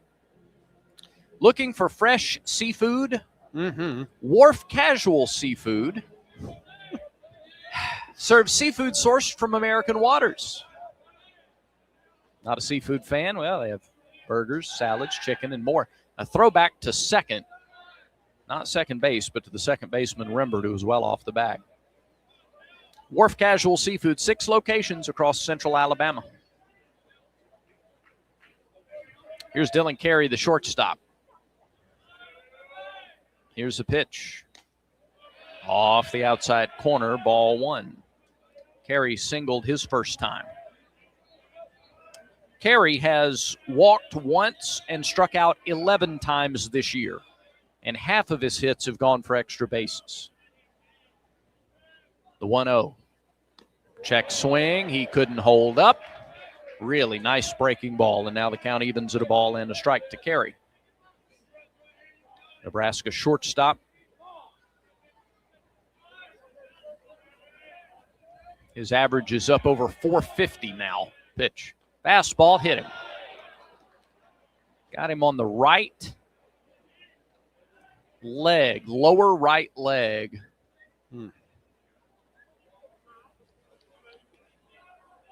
And that will get some guys headed down to the Auburn bullpen.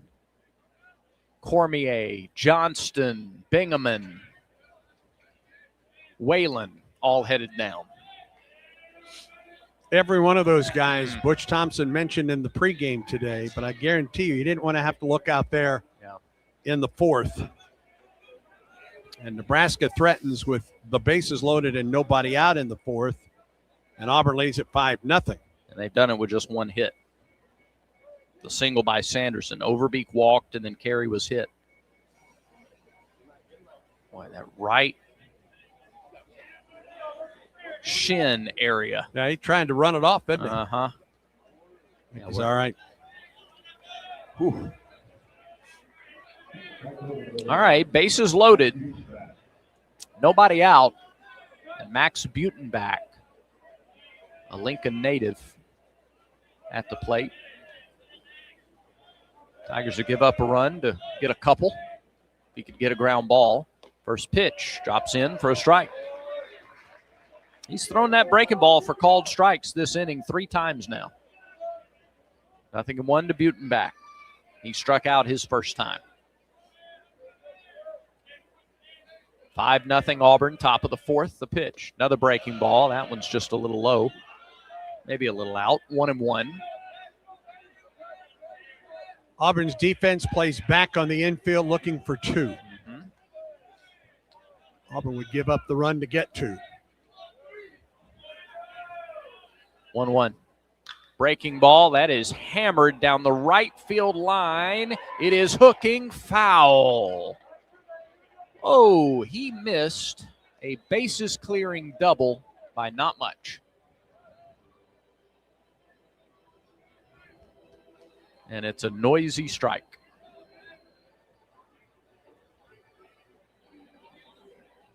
1-2 the count. Just out in front. Yep.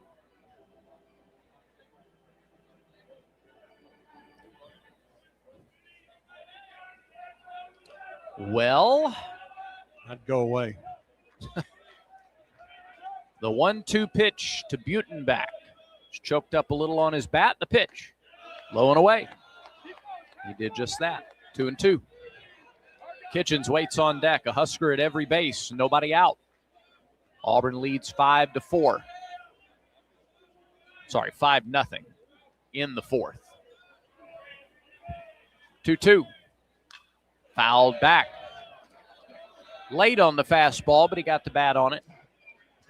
L.J. Cormier is the first to start to warm up in the Auburn pen. Liked what I've seen out of the freshmen so far this year. All right, crowd tries to get behind Petrovic on a warm, sunny day. The 2-2 pitch. Swung on and missed. He got Butenbach again. Elevated a fastball, outer third. He got Butenbach with runners at first and second and nobody out in the second. He got him again here in the fourth with the bases loaded for the first out. 5 strikeouts for Petrovic in the game. 19 for the year. And here's Cole Kitchens. Kitchens grounded to third his first time. First pitch, grounded foul past third here. I'll tell you what, they haven't missed some extra base hits with the bases loaded by much here in this inning. Yeah, one down the right side, that one down the left side. Kitchens got over top, sort of topped a slow roller in the second for his ground out.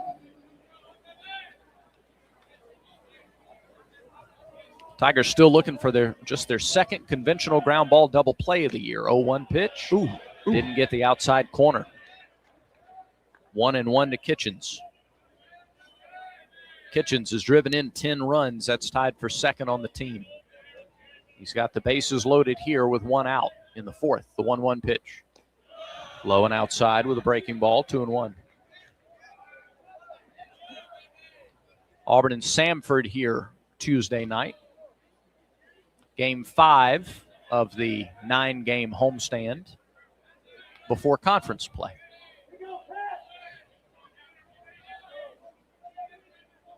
Two balls and a strike. One out, 3 on the pitch. Fastball hit on the ground to short. Guevara boots it, and everybody's safe. And a run is in, and it's 5-1. Sanderson scores. It's an error on Guevara. And the bases are still loaded.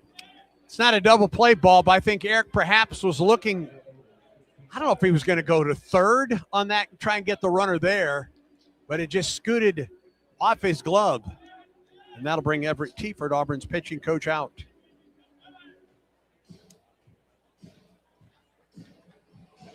.60 pitches for Petrovic. Entire infield gets together. Kitchens gets an RBI. Because a run was going to score on the play regardless. And this could be a little bit of Tiefert just settling Petrovic down a little bit. It's a challenging spot. Bases loaded, one out. And anytime after an error, important to respond.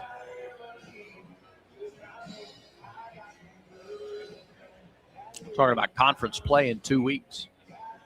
Softball starts conference play next weekend. Kentucky. Yep.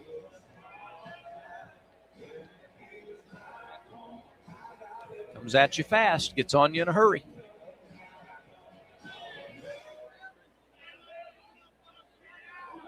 All right, here is Devin Nunez.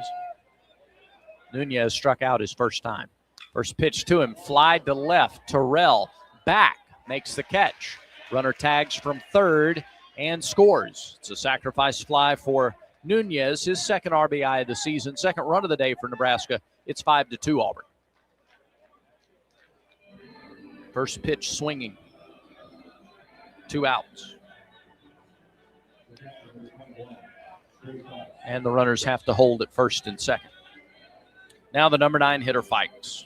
He struck out in his first at bat. This completes 2 times through the order for Petrovic. We're in the top of the 4th. Fikes swings and misses at a high fastball. That was up around neck high. 91. Fikes struck out in the 3rd. It's his first at bat of the year. This is his first start of the season.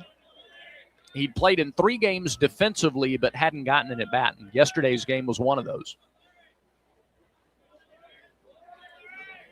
Here's the 0-1 to the right-handed hitting catcher. Misses low. A ball and a strike. Kitchens at first, Carey at second. 2 in here in the inning for Nebraska. Really similar to yesterday. 1-1. There's a strike on the inside corner at the knees with the fastball. Might he go back to it and elevate? He got it. He got Fikes with a slider in the 2nd inning. He's just gone down and in with a fastball. Now the 1-2 pitch from Petrovic. Tapped foul, left side, went up and in with a fastball. Maybe didn't get it up as much as he would like. Yeah. And a nice job by Fikes to fight it off. You've set him up well for that slider again, though, with back-to-back fastballs in.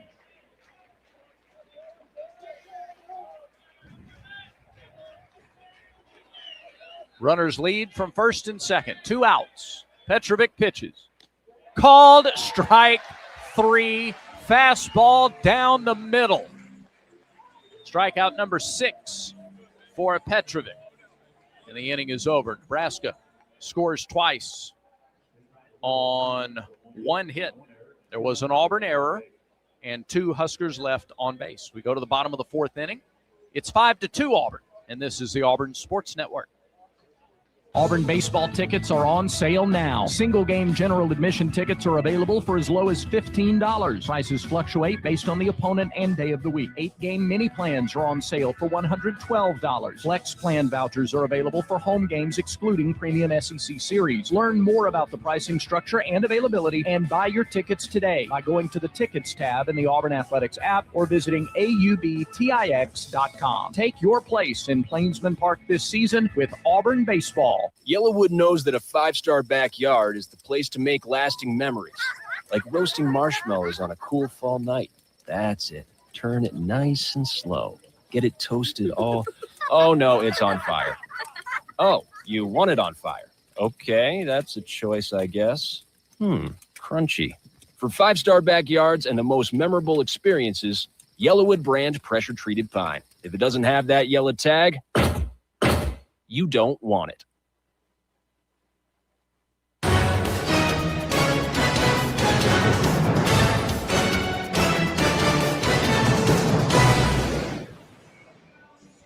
Auburn 5, Nebraska 2. Tigers bat at the bottom of the 4th.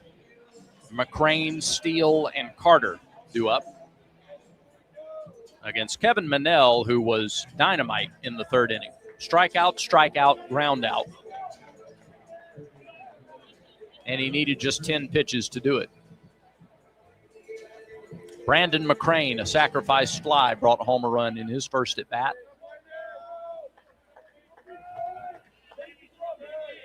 Redshirt freshman. First pitch to him, in for a strike. Fastball, 90 miles an hour, 0-1. As he comes set, he's closed. Mm-hmm.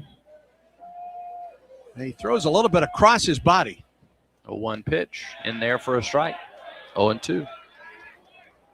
Might have gotten some help from Fikes.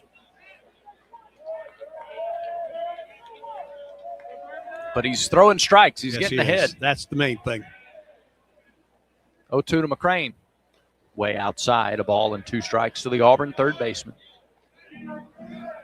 5 RBIs for McCrane now on the season. And played so well in Rembert's absence that he earned a spot after Chris returned. There's a swinging bunt up the third base line. Bare hand stop, throw over Beek, and he threw wide. Sanderson had to come 10 feet off the bag to make that catch. Well, sometimes it works out that way, doesn't it? Little swinging bunt up the third base side, and McCrane is aboard. When you're hot, you're hot. So Auburn gets the leadoff man on for the third time in 4 innings. The first 2 times they did it, that guy scored. Here's Lucas Steele. Lucas walked and scored in the second. A 4-run second inning for Auburn. Pitch. Fouled back, 0-1. Auburn had 3 4-run innings yesterday and a 4-run inning here today.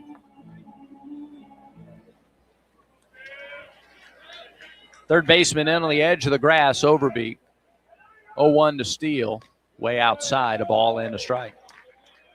Really shading Steele up the middle, batting left-handed against the right-handed pitcher. There's an enormous hole on the left side of the infield. Third baseman playing in the normal spot. But up on the grass, like, are you surprised he's at the edge of the grass? A little bit. 1-1 pitch, runner goes. Pitch is low and outside, and the catcher drops the ball. On the transfer, getting ready to load and fire to second, Fikes dropped the ball, and McCrane has his 5th stolen base of the year. I think the catcher Fikes was going to throw from his knees. I think so, too. And in the transfer, he just lost it. Good jump by McCrane.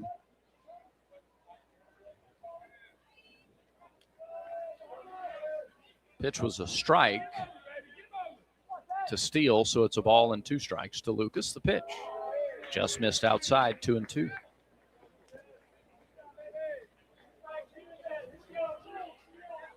Tigers lead 5-2. Nebraska got 2 in the top of the 4th. Auburn trying to answer in the bottom. 2-2 pitch to Steele. Way outside, and the count is full. Well, he tried to bring that back in over the outside corner. What does he get on 3-2? Try and bust him on the inside corner, maybe? I don't know. That breaking ball away has been good. The pitch swung, line on a short hop off the second baseman and into right field. Rounding third is McCrane. He scores. It'll be an RBI single for Lucas Steele, and the Tigers get one of those runs back. It's 6-2. Brad, if he was trying to put it on the outside corner, he left it over too much of the plate. Yeah. I mean, Steele hit that ball really hard. Second baseman Buck was just trying to stop it. Yeah. A laser to second and that a short hop. And that pitch was right over the heart of the plate. Yeah. Really hard play for Buck.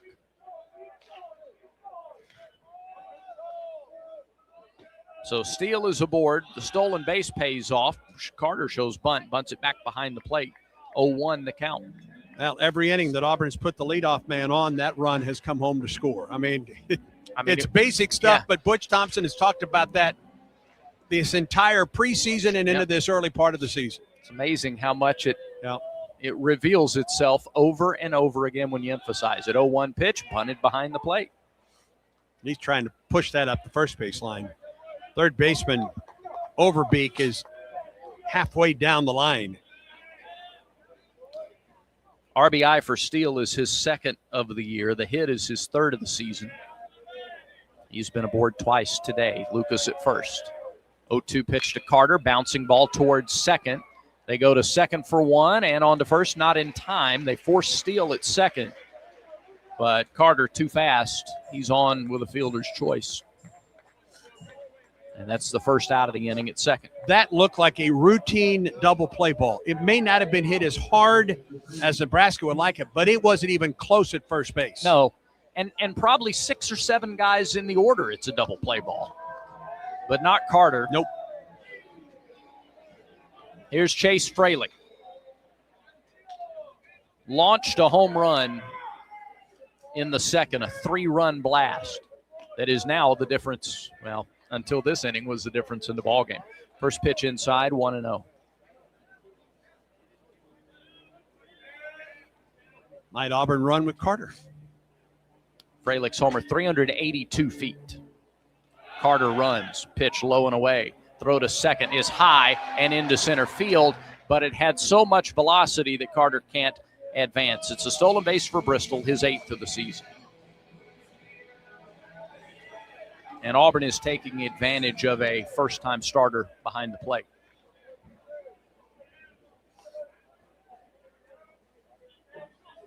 Second stolen base of the inning. The 2-0 from Manel. Right through there for a strike. 2-1 to Fraley. Well, Manel retired the side in order in the third, then gave up a swinging bunt to McCrane, a base hit by Steele, and now Fralick's up there with a runner at second and 1 out. Pitch. Tried to slow his swing down. He couldn't do it. It's a strike. It's 2-2.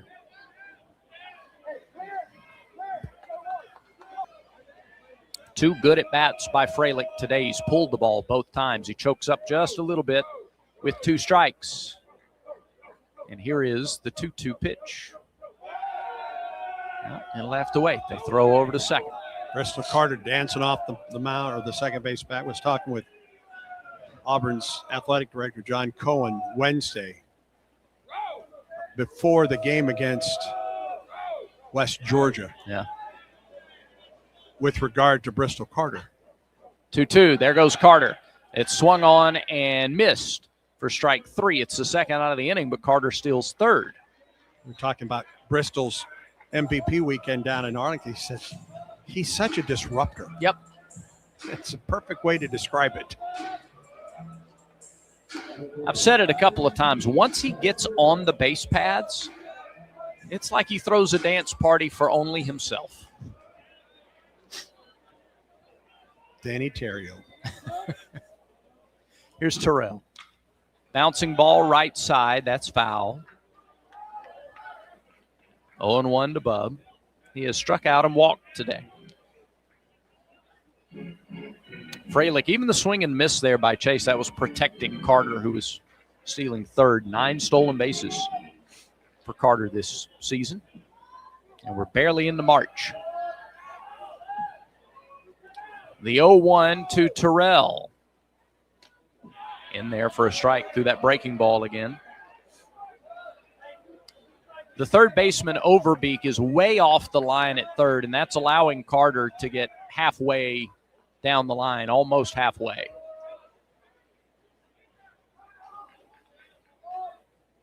The 0-2. Misses high, a ball and 2 strikes. And that time, the third baseman, Overbeek, started to shade to third base. Well, and so you may try and keep him somewhat close. Right. You may think that's trivial. Carter's liable to take off and try to steal home if he doesn't do that, but that could open it up on the left side for Bub. Here's the 1-2. Swing and a foul off to the right. He brought that breaking ball in on the hands. The breaking ball has been his best pitch, especially to the left-handed hitters. Yes. And credit Manel, after giving up the run on the single by Steele, he's gotten a ground out from Carter, struck out Fralick, and he's ahead of Terrell 1-2. Carter at third, 2 outs. A run in here in the inning. Auburn leads 6-2. Here is the 1-2 pitch. Swing and a miss, strike 3. And the inning is over. Manel gives off back-to-back singles to start the inning. Auburn scores a run on those 2 hits. No errors, and Carter stranded at third. So we played 4 at Plainsman Park. Your new score, Auburn 6, Nebraska 2. And Auburn baseball continues in a moment. Ants in the kitchen, termites under the floor, mosquitoes in the backyard. It's a full court infestation. Don't let them score. Call Cook's Pest Control. Nobody beats Cook's when it comes to superior protection against unwanted pests. Cook's knowledgeable and courteous technicians are expertly trained to get the job done right, guaranteed. With Cook's on your team, your home's defense is unstoppable. Looky, looky, looky, here comes Cookie Cook's Pest Control. You've created a comfortable home office. Now let Carrier provide the cash bonus. For a limited time, you can claim up to $1,550 in cool cash rebates on a qualified Carrier home comfort system.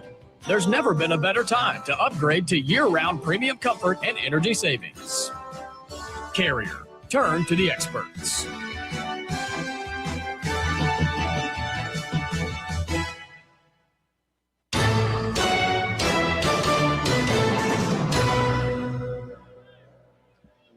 We head to the 5th inning. Auburn on top of Nebraska 6-2.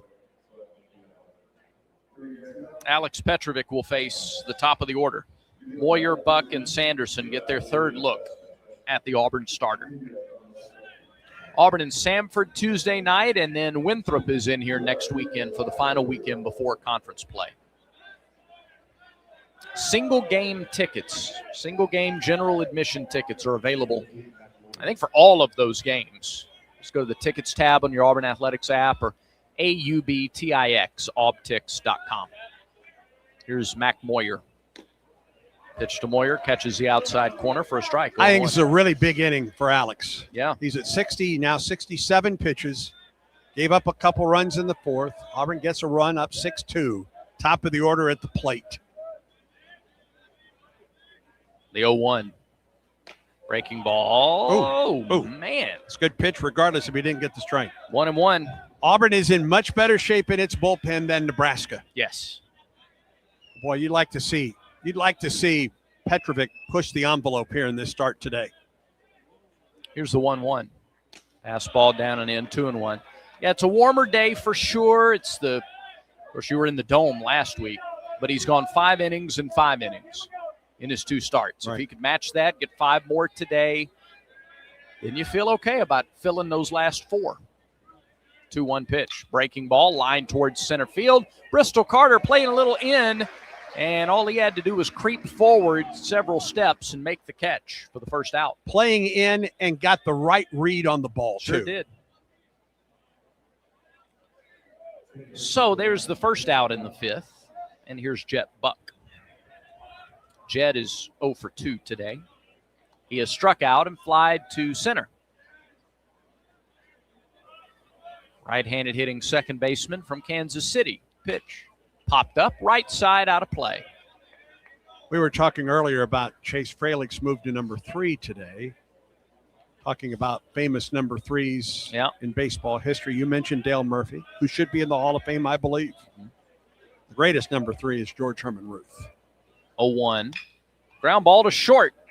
Handled by Guevara. Throw high, but caught by Fralick for the second out.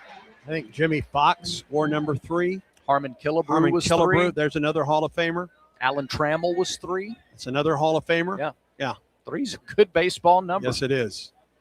Of course, the number he wore last year is a pretty good one, too, 44. 44 is not a bad number. You're right about that, Yeah. Hammer and Hank. Reggie Jackson.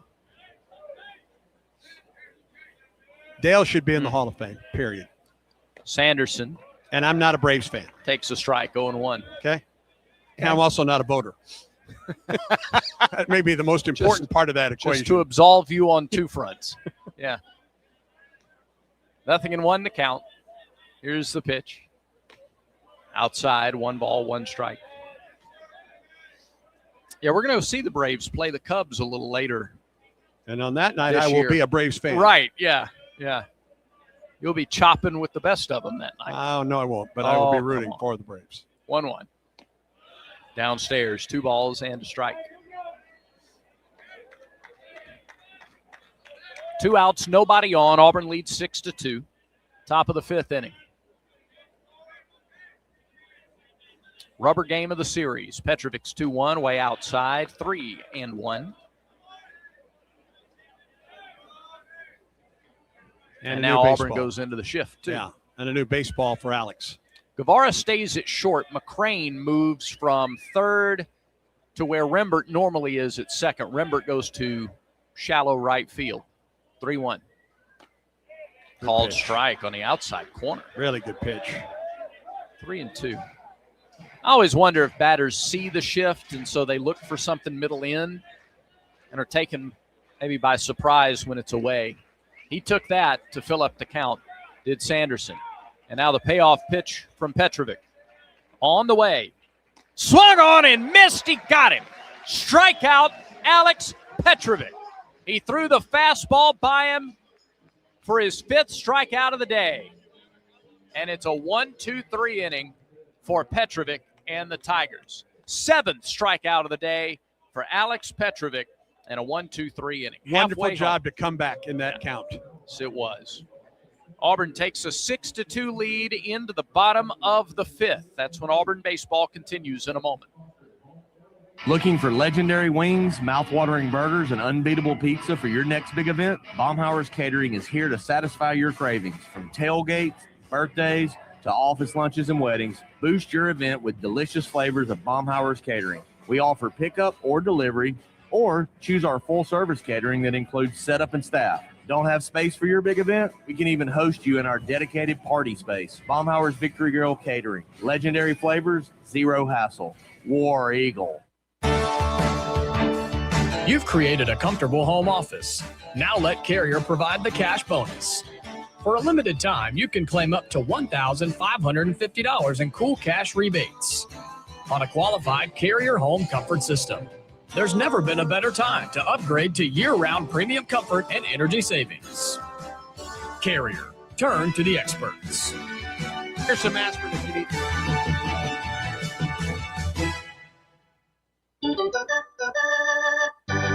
Back to the ballpark for more Auburn baseball. Yeah, we go to the bottom of the fifth. With Andy Burcham, I'm Brad Law at Plainsman Park. Quinn Burkeen is in our Skyview studios today. Quinnis.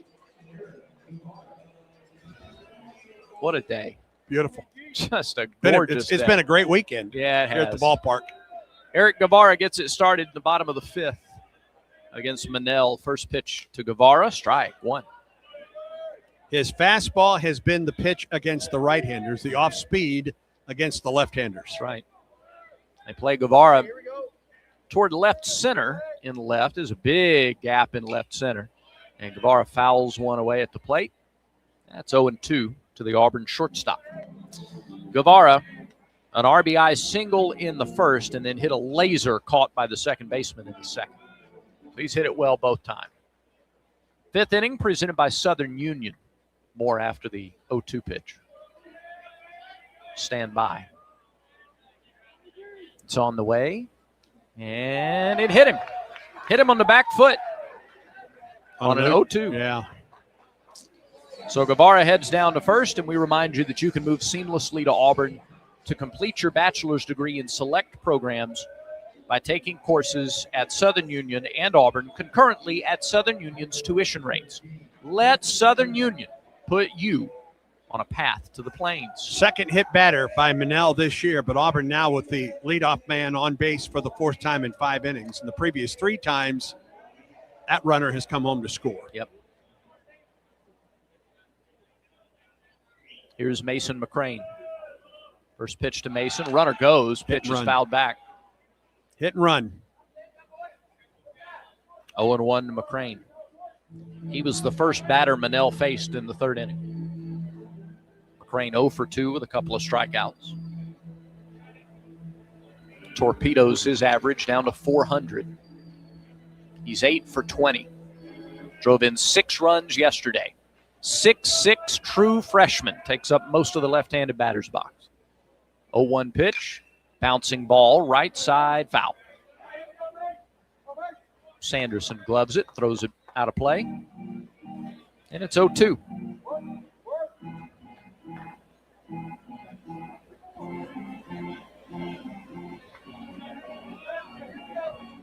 McCrane starting in right field. Freilich starting at first.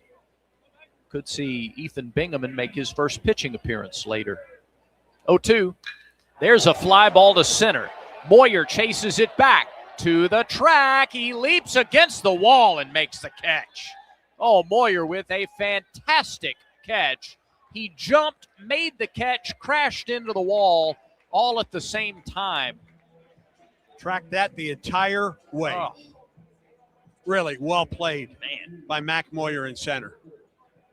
I don't think he brought the ball back in. Right. It would have bounced off the top of the wall and likely would have scored Guevara from first. Well done, Mac Moyer. He has covered a lot of ground in center field. Really impressive defender. Here's Chris Rembert with 1 out and a runner on, and he swings at the first pitch. He flies it to right center. Moyer back, step shy of the track, puts that one away. So they've chased Moyer from left center to right center on the last 2 pitches, and 2 are out, and Guevara remains at first. Bottom of the 5th, Tigers lead 6-2.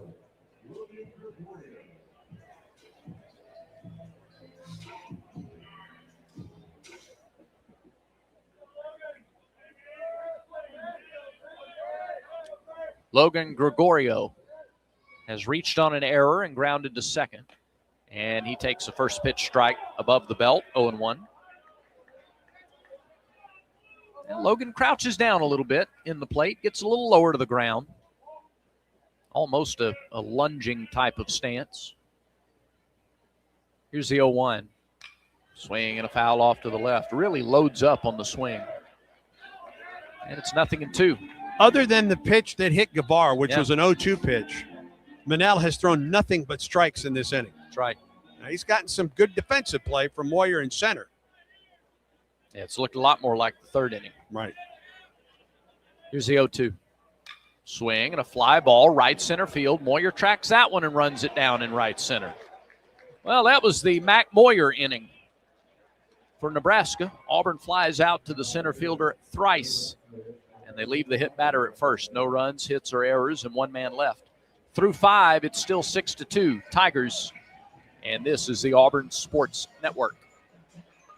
Here's a clip from a recent Talking Tigers podcast with Andy Burcham. Dr. Michael Zabala. Well, it was kind of funny because he called me and said, I have an injured player. Can you make him something to get him back on the field? And if I'm entirely honest, I didn't know exactly how we were going to do it. But I said, yes, we absolutely can. I didn't even know who the player was, but I did feel pretty confident we could make something for him. So Robbie and Kirk Nelson show up with who ultimately was Anthony Schwartz. So we brought him in. Jake Larson, who's now our head of engineering at EXO, was a PhD student in my lab at the time. And he quite brilliantly figured out how to go from the scan of Anthony's hand to a 3D printed device that he was able to wear in his hand. And he started wearing it in practices, and then he wore it in games. And next thing we knew, he was scoring touchdowns while he was wearing it. New episodes of the Talking Tigers podcast are released Mondays, wherever you listen to podcasts. Subscribe to the Talking Tigers podcast exclusively from the Auburn Sports Network.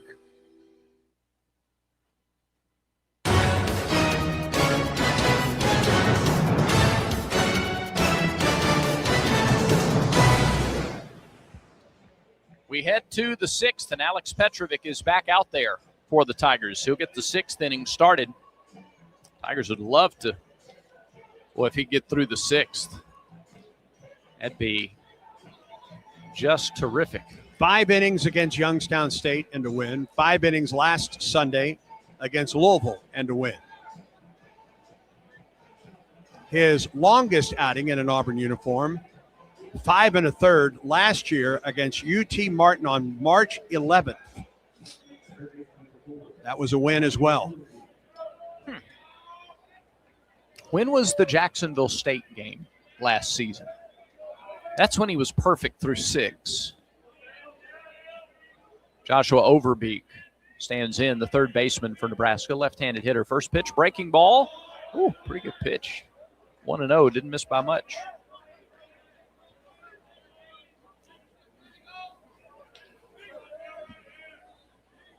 They play Overbeek to pull. He has walked twice. There's a foul back. Sharp swing on a fastball, 1-1. I think you may be thinking of UT Martin. That was the game in Huntsville or at Toyota Field. Maybe. Yeah. Yeah. And he went 5 1/3 that day, gave up 1 run, 1 hit. It may have been Alvarez that was perfect through 6 against Jackson State. Okay. Here's the 1-1. Change up in for a strike, 1-2. You're exactly right. Yep, it was UT Martin earlier in the year. Yeah, Alvarez went 5 innings against Jacksonville State, gave up no runs on 1 hit. Yeah. He pitched into the 6th. Last season. Yeah. Yep. All right. 1-2. Fouled back. Still a ball, 2 strikes. Petrovic trying to put away Overbeek for the first time. Yeah, those 2 starts where those guys were perfect through 5.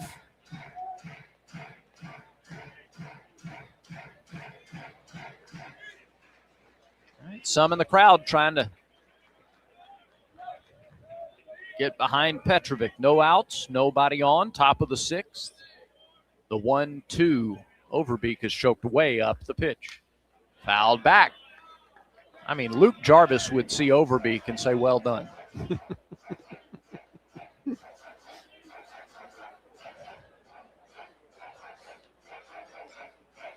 Couple of walks. Overbeek has scored one of the 2 Nebraska runs today. 6 runs on 6 hits and an error for Auburn. 2 runs, 3 hits and an error for the Huskers. And another 1-2 pitch on the way. Overbeek takes it. Yeah, a little bit low. Petrovic thought he made the pitch he needed to there. 2-2.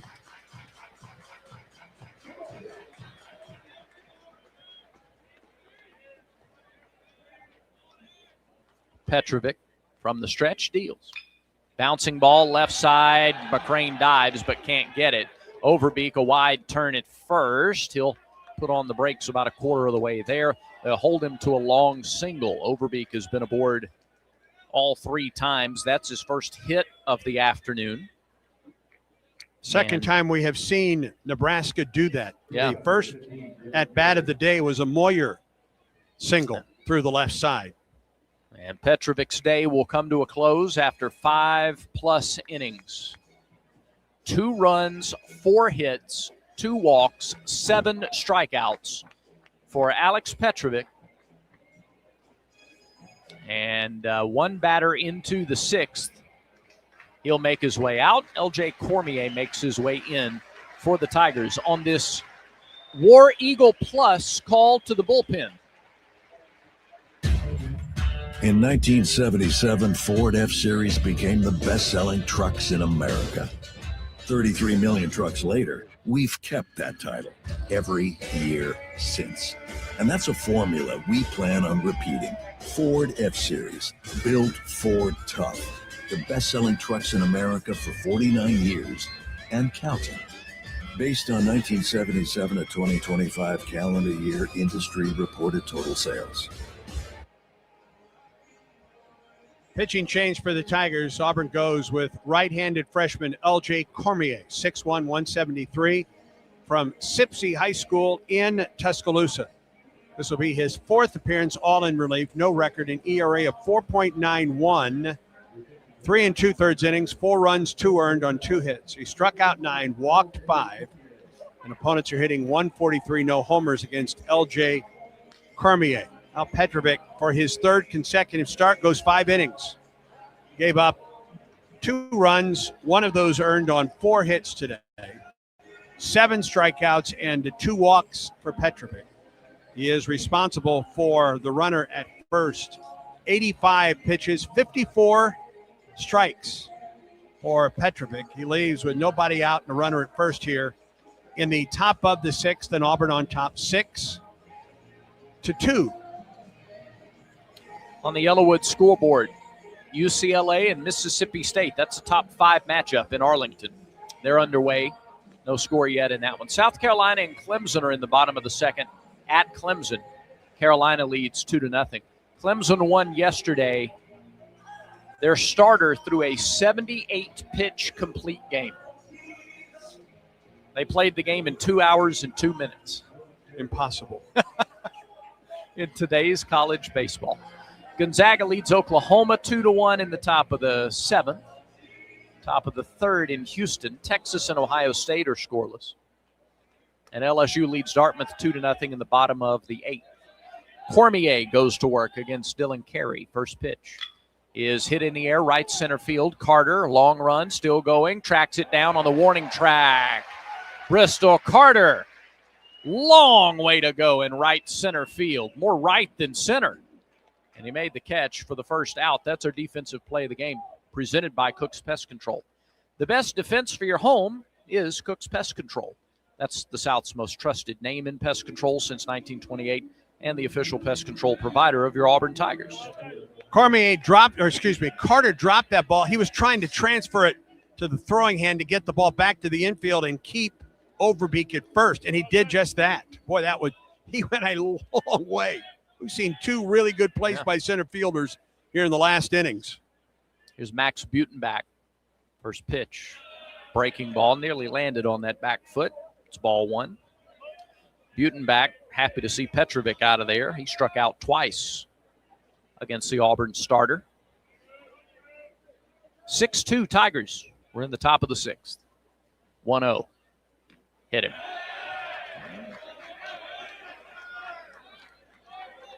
Hit him on the right arm. Looked like he held that right arm out there a little bit. No, never mind. He didn't. Got him up high on the arm, too. So Cormier hits Butenbach. It moves Overbeek to second. First and second, one out for Cole Kitchens. Low. One ball, no strikes. Auburn's bullpen back to work. Drew Whalen, right-hander, throwing in the pen. We saw him on Wednesday night. The 1-0. Fastball low and in. 2 balls, no strike.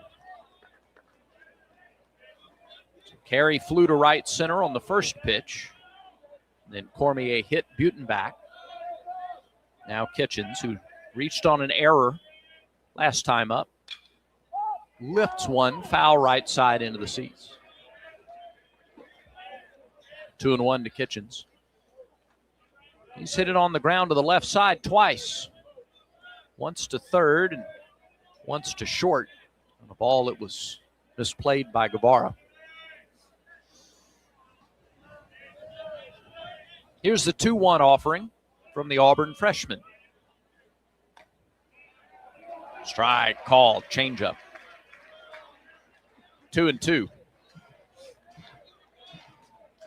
Another really good crowd on hand on this Sunday, taking advantage of this beautiful day. Plainsman Park and the rubber game of this series. Close to 6,000 again. 2-2 offering. Pass ball, fouled back. Just got a piece of it. Fastball at 91 from L.J. Cormier. Father played in Alabama.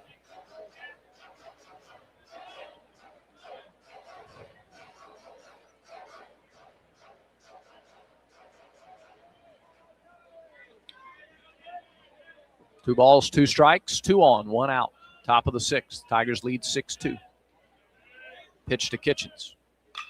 Lifted to right. McCrane over to his left. Circling back. Makes the catch. And fires a bullet back to second base. He overthrew Rembert and threw it right on top of the bag at second to Guevara. At some point this year, somebody's going to challenge his arm. And they're going to be sorry they did. It has happened a couple times in practice. Butch Thompson has told us about it. All right, so that's the second out. Here's Devin Nunez. Nunez, a sac fly his last time. First pitch from Cormier. Pop foul back out of play. The best swing on a fastball from Cormier came on the very first guy, Carey, who hit that ball in the gap in right center, and Carter ran it down. Nunez bats with an open stance toward the front of the box. Don't see that as often. 1-1 pitch. On the ground, off of his foot. That's a foul ball. Yep. Steele jumped out there to pounce on it. But it's the second strike. And that's the right thing to do. Yeah. You wait till the umpire says, dead ball, foul ball, pow. No play, whatever he says. Right. No balls, 2 strikes, 2 outs. Cormier comes set, checks second, looks home, comes home. Struck him out with a fastball. Nunez down on strikes. Cormier works around some trouble. And the 6th inning comes to a close. No runs, 1 hit, no errors, and 2 left for Nebraska. We head to the bottom of the 6th inning. Tigers on top of the Huskers, 6-2. Auburn baseball continues in a moment. In 1977, Ford F-Series became the best-selling trucks in America. 33 million trucks later, we've kept that title every year since. And that's a formula we plan on repeating. Ford F-Series, built Ford tough. The best-selling trucks in America for 49 years and counting. Based on 1977 to 2025 calendar year industry reported total sales. Alabama Power is here for you when big storms hit. But we're also here for the little things. We're there to get the coffee started, to make sure everyone's ready for school, for midday dance breaks, and evening entertainment. We're also there to help you save on all that energy with easy-to-use tips, tools, and efficiency programs. So enjoy these moments. Kids, movie night. And we'll do the rest. Visit alabamapower.com and follow us on social to learn more.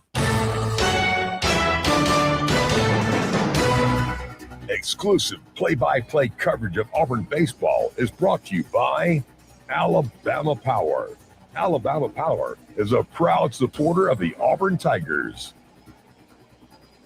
6-2 Tigers. Auburn comes to bat in the 6th. McCrane, Steele, and Carter. Auburn's had the leadoff man on base 4 out of 5 innings. 3 out of those 4 he scored. It was Brandon McCrane in the 4th. Led off with a single, stole a base. Came home to score on Lucas Steele's base hit to follow. 6-2 Auburn. They've out-hit Nebraska 6-4. Third baseman Overbeek near the line and shallow. First pitch, a high strike call to McCrane, 0-1. He was surprised by that strike call.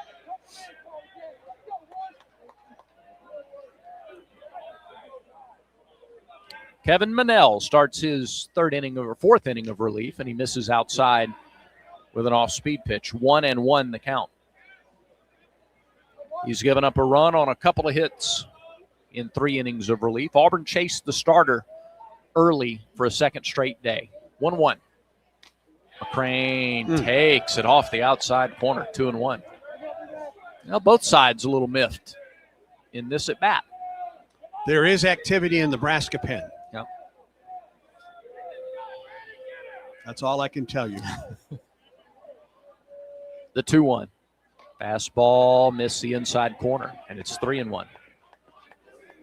Hey, whether you're planting a tree or tackling a backyard project, don't risk a penalty. Contact Alabama 811 before you dig to get your underground utilities marked for free.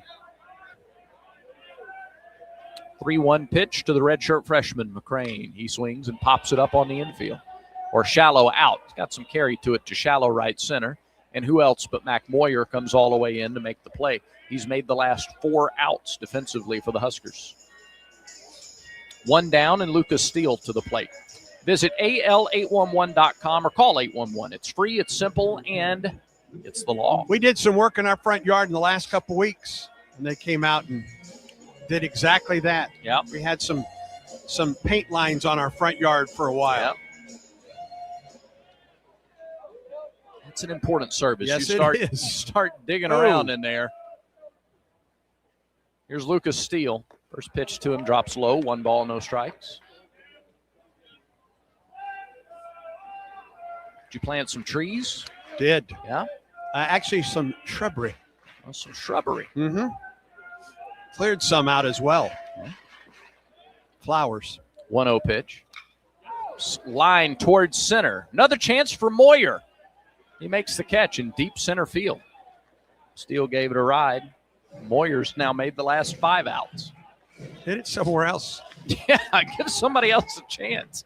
Moyer's not going to drop one. That is what we have found. Back to the top of the order, Bristol Carter. What kind of flowers? I don't know. Okay.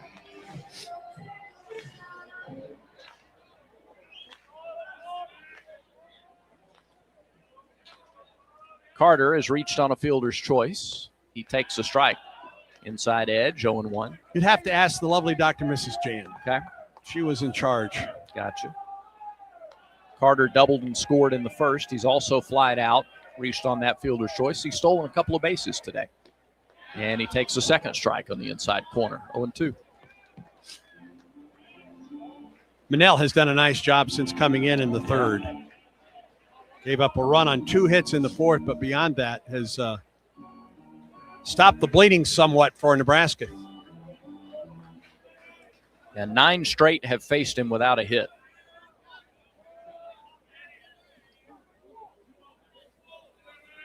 Two outs, the 0-2 pitch to Carter. Low. 1 ball, 2 strikes to Bristol. I could see where this guy is the closer for Nebraska. They just may not have had a choice today, trailing 5-0 early. Well, the way he's pitched, it's been the right call to this point. 1-2 off the end of the bat. I think that got the throwing hand of the catcher, Fikes. And a little bit of a depleted bullpen coming into today. I mean, 7 pitchers on Friday and 6 more yesterday. Yeah. 1-2 pitch to Carter. Swing and a miss. Got him with a changeup and a good pitch.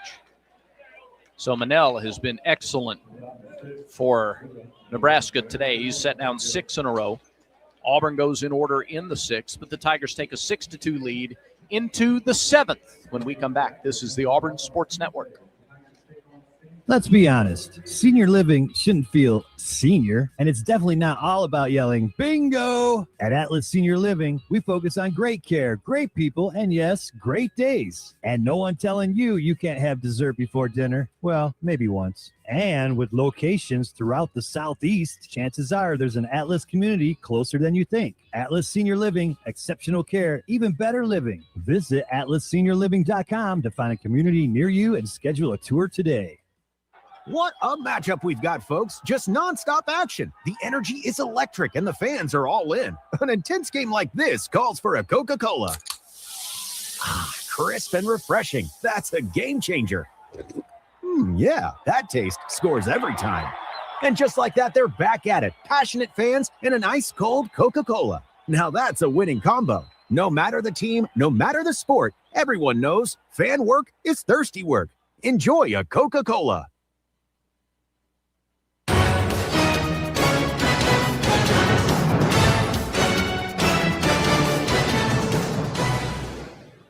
(6-2) Auburn as we go to the 7th. Let's pause 10 seconds for station identification on the Auburn Sports Network.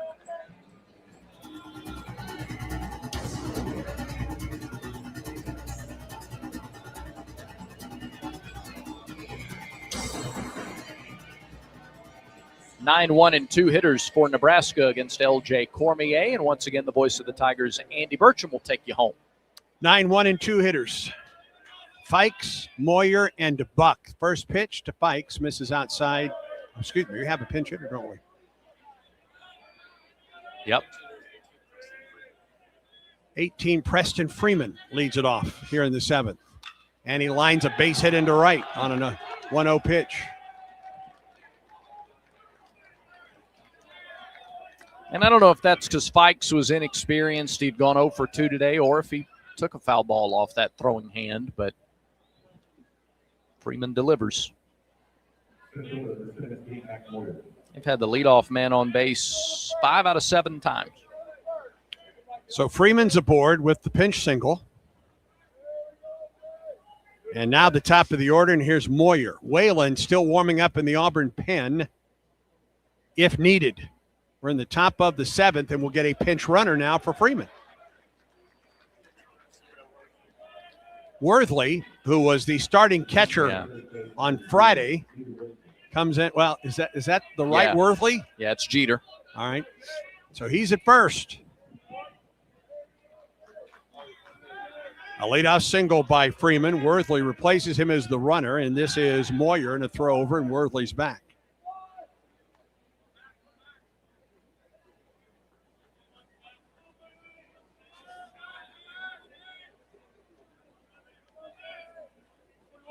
Man aboard, nobody out for Nebraska in the 7th. The pitch.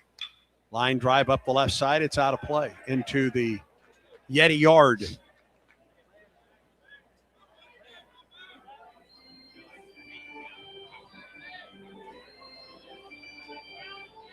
Mac Moyer, 1 for 3. Thank you. Singled. He's grounded out and lined out. Worthley gets his lead at first. Cormier stretches and pitches. Moyer into left. Back goes Bub Terrell. Near the canyon. Reaches up, makes the catch. And Worthley returns to the bag at first. 1 out.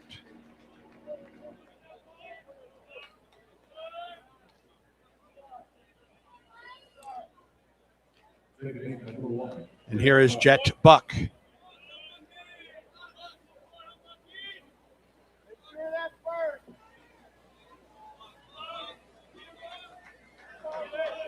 Cormier's getting early contact. good for longevity. He stretches and pitches. Ground ball, foul past third.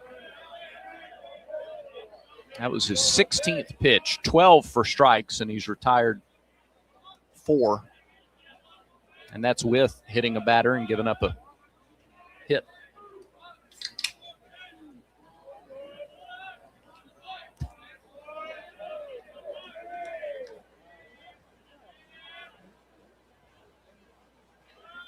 Throw to first, Worthley back.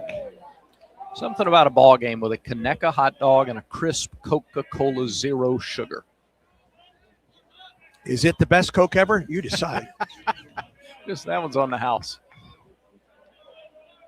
0-1 to Buck. Here it is. Fastball strike call outside corner.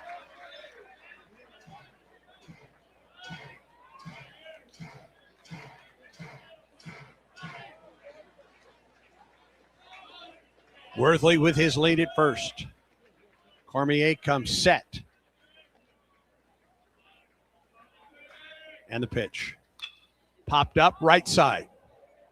Rembert is down near the line, makes the catch, 2 outs.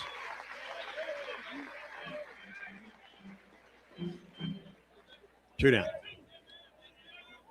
You threw him the changeup there. It was up, middle out. And Buck just couldn't get, he got underneath it. And here is Cade Sanderson. 1-for-3 on the day. Runner gets his lead at first, now 2 outs. Swing drive into center. Carter back, now in, makes the catch. And after the leadoff single, that runner goes no further. No runs, a hit, no errors, a man left. We go to the bottom of the 7th. It's 7th inning stretch time at the ballpark with Auburn on top, 6-2 as Auburn baseball continues in a moment. There's team pride, and then there's extra Tiger pride. When I'm carrying the Auburn University Regents Visa debit card or prepaid Regents Now card, that's exactly what I get. Whether I'm grabbing some extra Auburn gear or picking up an extra dozen wings for the game, this card always brings it. Sometimes I get an extra War Eagle from the cashier too. Visit Regions.com/Go Tigers to get yours. Extra changes everything. And at Regions, Extra is our ordinary. Official bank of the SEC, member FDIC. Yellowwood knows that a 5-star backyard is the place to make lasting memories. Like cookouts. Cornhole with friends. Ooh, a neighborhood potluck with your wife's pasta salad. The one with the feta. Oh, sorry. Or taking a nap on your deck in a hammock. Naps are memories. I love naps. For 5-star backyards and the most memorable experiences, Yellowwood brand pressure-treated pine. If it doesn't have that yellow tag, you don't want it. This game recap is presented by Regions Bank. Regions is a proud partner of Auburn University and the official bank of the SEC. A run for Auburn in the first, 4 more in the second. The big blow, a 3-run, 2-out homer by Chase Freilich. Alex Petrovic was really good for 5 more innings. His third start, he's gone 5 innings in all 3 of his starts. A chance to get the 3-0 in this season. LJ Cormier has been good in relief for Auburn. I have to say the same thing about the work by the second pitcher of the day for Nebraska, Kevin Manel. Auburn chased the starter, Gavin Blackowitz, after 2 innings, and Auburn leads it by a score of 6-2. And on a pepper tree pitching change, now Manel is out. He gives way to lanky left-hander Braxton Stewart, 6'4", 185. Redshirt sophomore. They got him from Iowa Western Community College. He started at Louisville. He's originally from Winston-Salem, North Carolina, and East Forsyth High School. Stewart is making his second appearance. He's only pitched a third of an inning so far this year. He walked 2 batters, got the other one out. No hits, runs, nothing else. Manel, he gave Nebraska exactly what they needed in relief. 4 innings, 2 hits, 1 run, no walks, and 5 strikeouts. He did hit a batter. Manel threw 54 pitches in 4 innings, 38 for strikes. Manel is out, and Braxton Stewart is in. Chase Freilich will be the first one to face the lefty, Braxton Stewart. Terrell and Guevara to follow for Auburn in this 7th. Tigers lead it by a score of 6-2. Pitch on the way.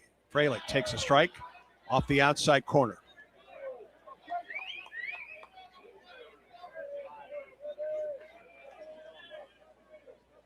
Oh, 1. Outside, a ball and a strike. Freilich 1 for 3 on the day, but that one, a 3-run homer with 2 down in the second. Stretch in the 1-1. Swing and a miss. A fastball on the inside corner. A ball and 2 strikes to the Auburn first baseman today. Caught the first 2 days of the series. The stretch and the 1-2. Freilich chops it to the right side. Buck on the infield makes the throw to first for the out.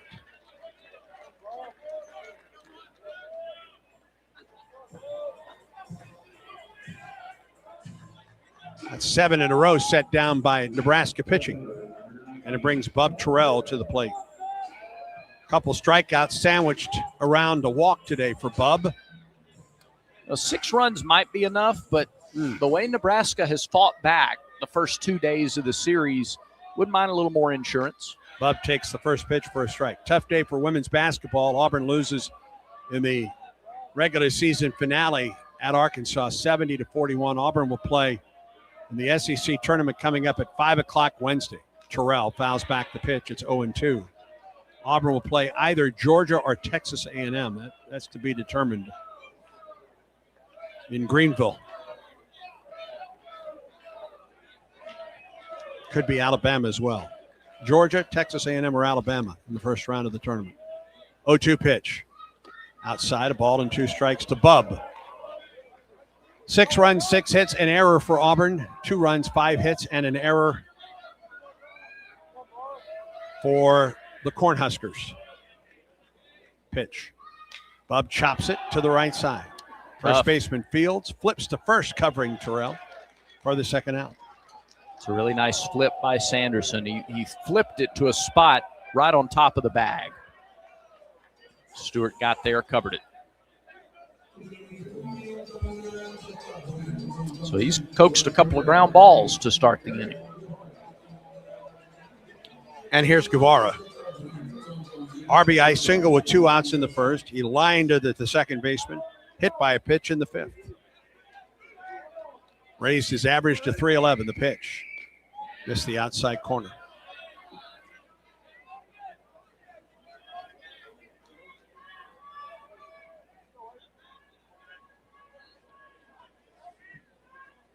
Off the stretch in the 1-0. Bounced up there. Over the shoulder of Worthley, the catcher.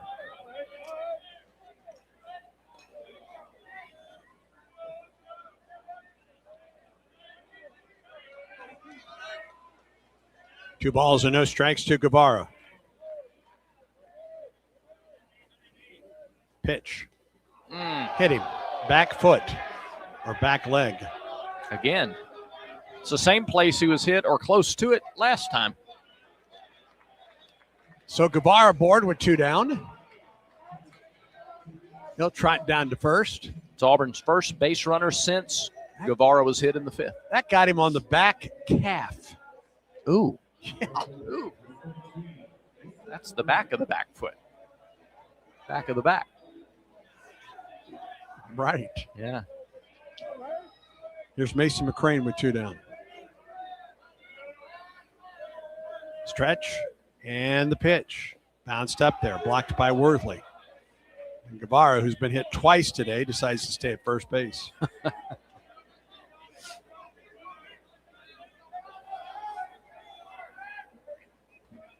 A runner at first with 2 down for Auburn.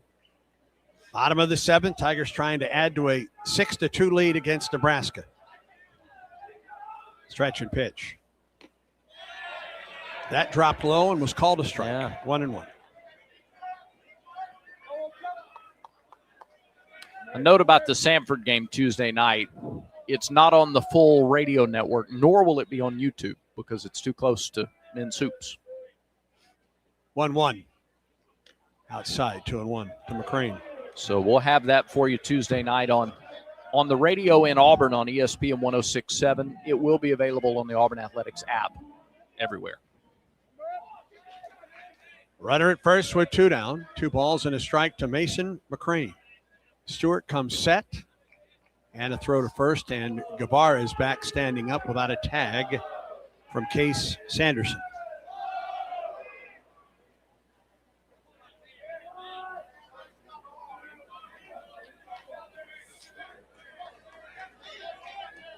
Over 13,000 on hand for the first 2 days of this series. Another big crowd on hand here today. Now the 2-1. Miss low. 3 balls and a strike to McCrane. That's a tough take.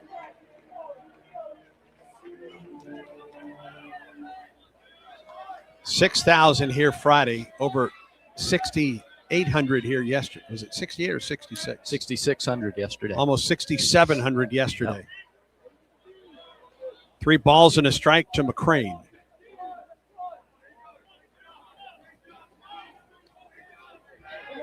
McCrane steps out. Stewart steps off. Now they're back in and on. And here comes the 3-1 pitch from Stewart to Mason McCrane. Down the middle for a strike. 3-2. Guevara off with the pitch. This pitch. The big crowd out in the K corner. Back 40. They're even beyond the back 40. Yeah. Up on the Yeti yard. Yeah. On the parking deck. Guevara will get a running start. The pitch. McCrane takes ball 4 low. Good at bat. And it will give Chris Rembert a chance to bat. The 984 Club, the Hall of Fame Club, Broadway Club to our left. Up on top of the War Eagle wall. We even have 5 with us in the booth today. Holy cow. Rob Childress out. Yeah, a quick start to the inning for Stewart. He got the first 2 on ground balls, but then he hit Guevara and lost McCrane, walked him, and that's going to do it for Stewart. This will be a pepper tree call to the bullpen for Texas. Excuse me, not Texas A&M. How about Nebraska? What a matchup we've got, folks. Just nonstop action. The energy is electric and the fans are all in. An intense game like this calls for a Coca-Cola. Crisp and refreshing. That's a game changer. Yeah, that taste scores every time. And just like that, they're back at it. Passionate fans and an ice-cold Coca-Cola. Now that's a winning combo. No matter the team, no matter the sport, everyone knows fan work is thirsty work. Enjoy a Coca-Cola.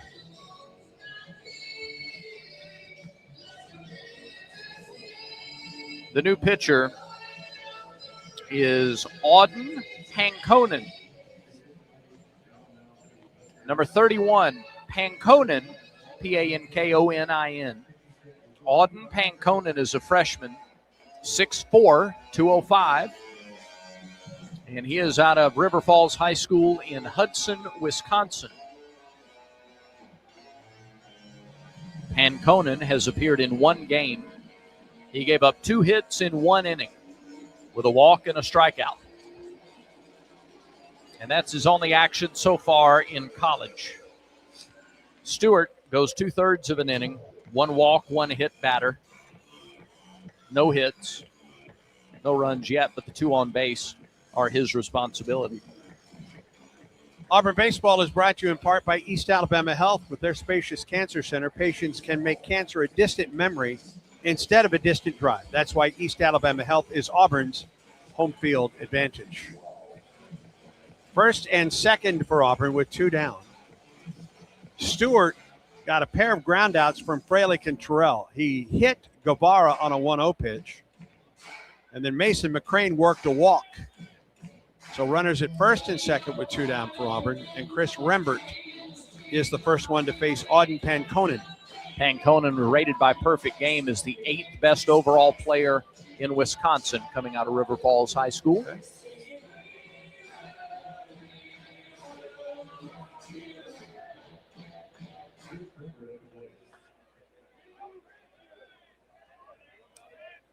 Tigers lead 6-2, but threaten here in the bottom of the 7th. The pitch to Rembert. Fastball outside for ball 1. Rembert singled and scored in the second. He struck out and flied out to center since. Stretch, the pitch.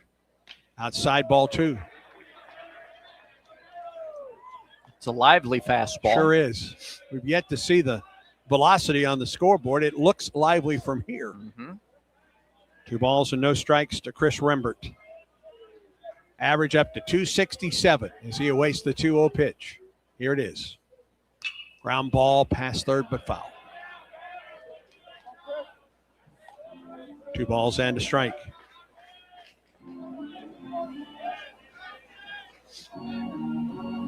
Six to 2, Auburn leads it. We're in the bottom of the 7th. Rubber game of the series between the Tigers and Nebraska. Now the 2-1. High, ball 3.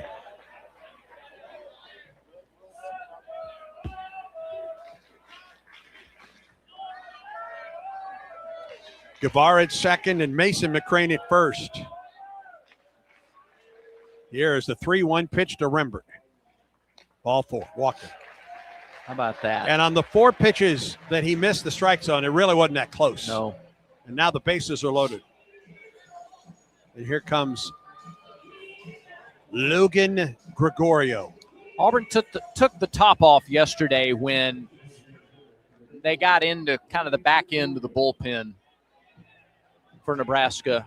And the same thing, having already used Manel, same thing kind of happening today. Now they put a true freshman in for just his second appearance of the year. And the bases are loaded. 2 down, the pitch inside, a ball to the left-handed hitting Logan Gregorio. Important for him. He wants so badly to make something happen here. Important for him, though, just to have a good patient at bat. He's going to have to be patient because Rob Childress is out. Panconen has thrown 5 pitches, 4 of them outside the strike zone. Gregorio is hitting 176 this season. He's perfect with runners in scoring position, batting 200 with 2 outs. It's a small sample size. And I think being patient at the plate is the key right now because Panconen has had trouble locating the strike zone, and the bases are loaded. Yeah, that's the point. You don't want to get greedy here and overswing or right. Greedy or anxious. Right.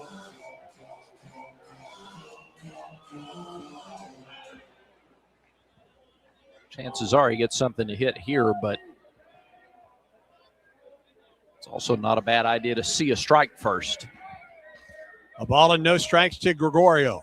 Here's the pitch. There is the strike, 1-1. 6'1", 203 out of Yorkville, Illinois. Transferred to Auburn from Northern Illinois. 1 ball and 1 strike to Logan. Stretch and pitch. Outside. Off-speed delivery, 2 balls and a strike. Eric Guevara at third, Mason McCrane at second, and Chris Rembert at first. 2 balls and 1 strike to Gregorio. Left fielder moves over a little bit closer to the line. Here's the 2-1. Line drive, base hit to left. That will score a run. That will score 2 runs. Nice job, Logan Gregorio. A 2-out, 2-run single, and the Tigers go up 8-2. 3 of the 4 hits that have scored runs today for Auburn have come with 2 outs. And every bit of the damage this inning has happened with 2 outs. The And, first 2 were nobody on. Right. For Gregorio, he doubles his RBI total with 1 swing of the bat. And most importantly, Auburn leads 8-2, and here's Brandon McCrane. Pitch on the way. A little bit up, maybe a little out. 1-0 the count. And Gregorio at times this year has that front foot's been open. He's pulled everything. Not that time. No. Went to left. Stretch. Here's the pitch.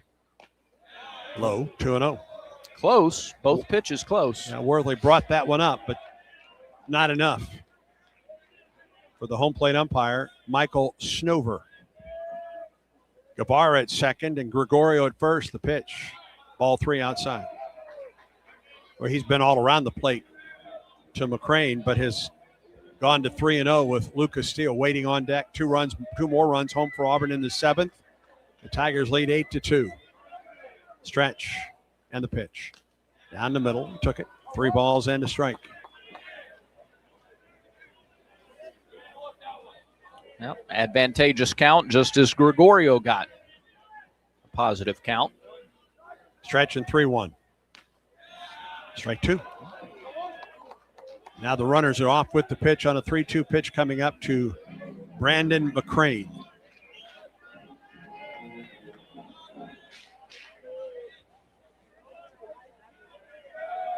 First and second, they go. The pitch, ball free. Make that ball 4 inside. And the bases now are loaded for Lucas Steele. How much longer will they ride with Pankonen? He's walked 2, given up a hit. The only hit of the inning. And that'll be all for Pankonen. That answers your question. Sure does. Rob Childress out. And this will be a Pepper Tree pitching change for Nebraska for a new level of taste. Tiger fans know it's got to be Pepper Tree. For the best wine selection and finest cuts of meat, visit Pepper Tree in Auburn or Montgomery and online Steaks and Wine, steaks letter N, wine.com. Pitching change, a Pepper Tree pitching change for Nebraska. In 1977, Ford F-Series became the best-selling trucks in America. 33 million trucks later, we've kept that title every year since. And that's a formula we plan on repeating. Ford F-Series, built Ford tough. The best-selling trucks in America for 49 years and counting. Based on 1977 to 2025 calendar year industry reported total sales. Pepper Tree pitching change again. It's Grant Clevenger for Nebraska. Senior lefty, 6'5", 220. A transfer from Tulane. He's originally from Lawrence, Kansas. Clevenger has pitched twice. No record, an ERA of 9. He's given up a run in 1 inning in 2 outings. No hits, 2 walks, 2 strikeouts, and a hit batter. So no one has a hit off of him, but he's walked 2 and he's hit 1. So watch the control for Clevenger. He is the 5th pitcher, and no one has pitched twice on the weekend. So he is the 18th different pitcher that has gone for Nebraska this weekend. Auburn really able to unload on the bullpen in yesterday's game. Well, that's after they chased the starter out after an inning. And today, again, one of the big keys has been getting to the bullpen early. And this was the case yesterday, once Auburn got past one stabilizing reliever, guys 3 through the end of the game, Auburn was on them. And it's been that way here this afternoon as well. After Manel, they got to Stewart and Pankonen, and now they'll try Clevenger. It'll be Lucas Steele batting with the bases loaded. And Steele will turn around and bat right-handed against the lefty. Auburn leads 8-2. Bases are loaded with 2 outs in the bottom of the 7th, and Steele at the plate for the Tigers when play resumes. You know, I'm reminded yesterday's game ended on a home run. Well, if Lucas yanks one out of the yard right here, this ball game will be over. Yeah. It's a big if.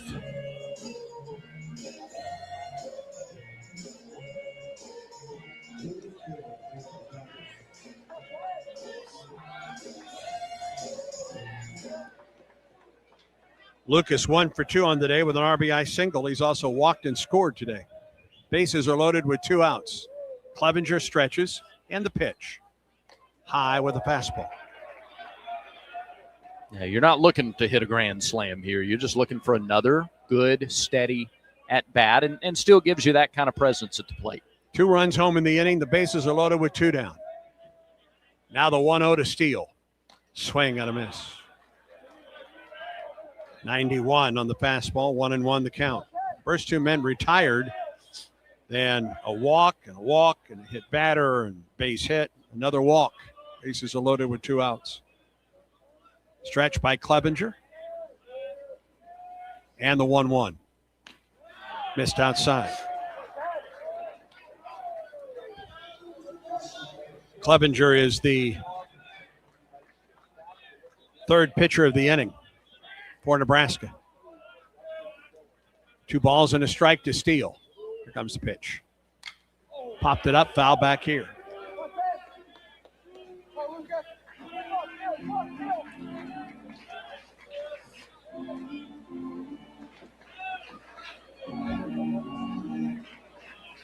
Center fielder, a couple steps into right center. Now he straightens up just a little bit. Still a lot of room in left center. Yeah, 2-2 pitch to Lucas. Here it is.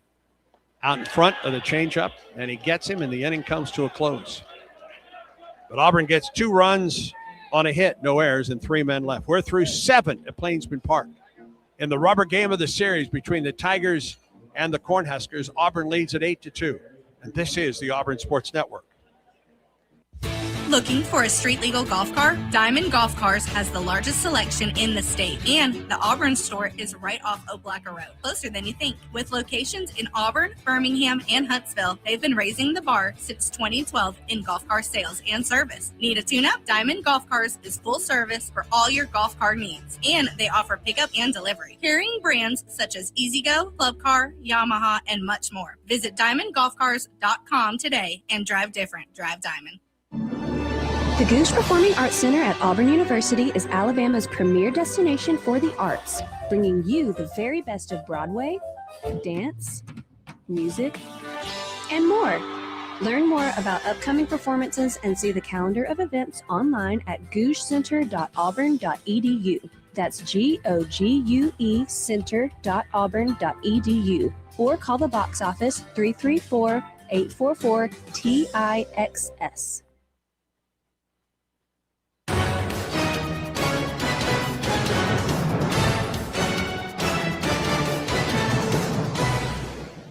We go to the 8th at Plainsman Park. Auburn leads in the rubber game of the series with Nebraska 8-2. Next up, Auburn will host Samford Tuesday night at 6. Brad on the call on ESPN 106.7 in the Auburn area, starting at 5:45 on Tuesday, and the Auburn Tigers app. Auburn men's basketball plays its final home game of the season Tuesday night at 9. We're on the air at 8:30. Auburn and LSU.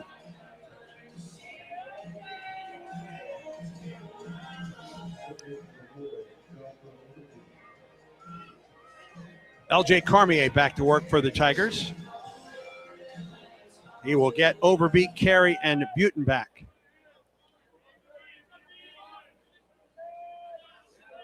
Overbeek's been on base all 3 times today. First pitch to him.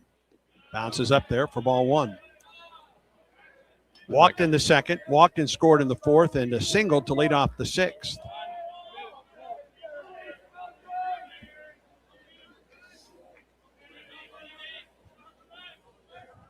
Stretch, the 1-0.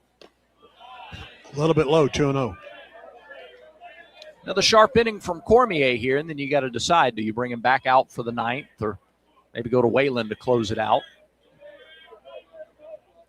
2 balls and no strikes to Overbeek. The pitch. Popped it up off the left side and out of play toward the parking deck. This is the 9th man Cormier has faced. He's thrown 22 pitches the first time through the order.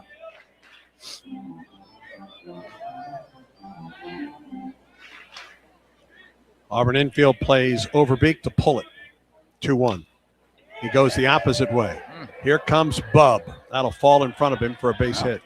Little bloop as opposed to a big bloop. Second hit of the day for Overbeek. He's 2 for 2. Auburn baseball brought to you in part by Wind Creek Casino, where the action never stops. Hottest games, loosest spins, more ways to win. Wind Creek Casino. Find your winning moment. 6 of 8 innings with the leadoff man on. There's a swing on a line drive into left. Bub Terrell on his horse. That one gets off the wall on a hop. Runner tries to go to third on the play, and he is safe. The ball was dropped over there. I think if McCrane holds on to the ball, they may have gotten the runner on the foot diving in. As it stands, it's a double for Carey, and there's runners at second and third with nobody out here in the top of the 8th.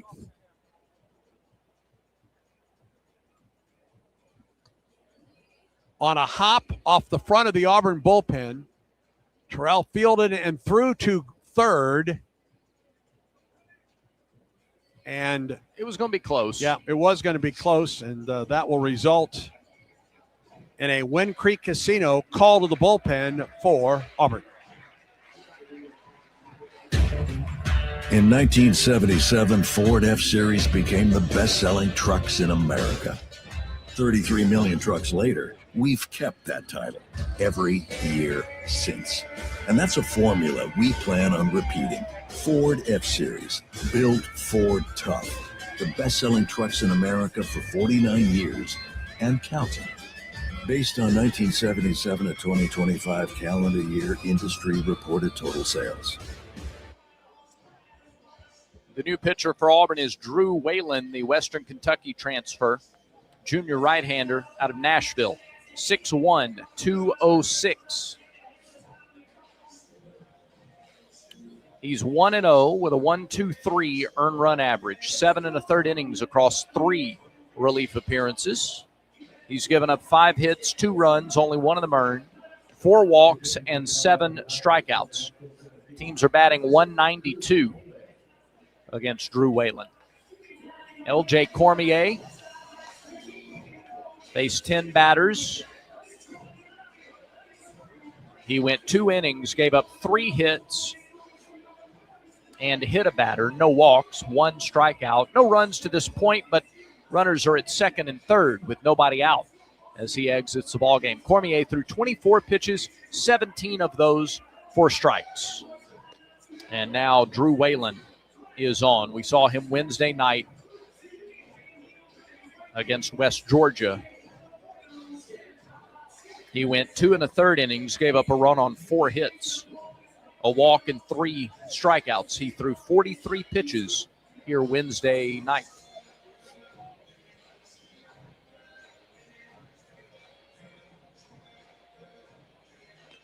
And the Auburn pen goes right back to work. Ethan Bingaman starts to warm up in the Tiger pen. We're in the 8th. Runners at second and third and nobody out for Nebraska. Auburn scored a run in the first, 4 more in the second. A single run in the 4th and 2 in the 7th. Nebraska with its 2 runs coming in the 4th, but the Cornhuskers have runners at second and third and nobody out in the 8th. As Whalen faces Max Buterbeck. Here's a pitch. Swing and a miss. Down and in, off-speed delivery. Slider that started at the knees and then dove down. Buterbeck 0-for-2, hit by a pitch. He struck out twice. That was all against Petrovic, those 2 strikeouts. Pitch on the way. Fly ball into right. That should be enough to get the runner home from third. McCrane gives way to the center fielder, and Carter gets the ball back to the infield. A run scores, another runner to third, and it's an 8-3 Auburn lead. Sacrifice 5 by Buterbeck, his 3rd RBI of the season. Considering the arm that Mason McCrane has, I'm a little surprised he didn't take that ball. Me too. That was my first thought, was that we might get to see his arm challenged, and then Carter called him off, made the catch. Here's Cole Kitchens, a runner at third, now 1 out. Pitch. Pass ball in there at 94. Indeed. Kitchens 0-for-3 with an RBI today. Stretch. And the 0-1. Swing and a miss at the slider, 0-2. Slider sweeping away from the right-handed hitter. 88-mile-an-hour slider.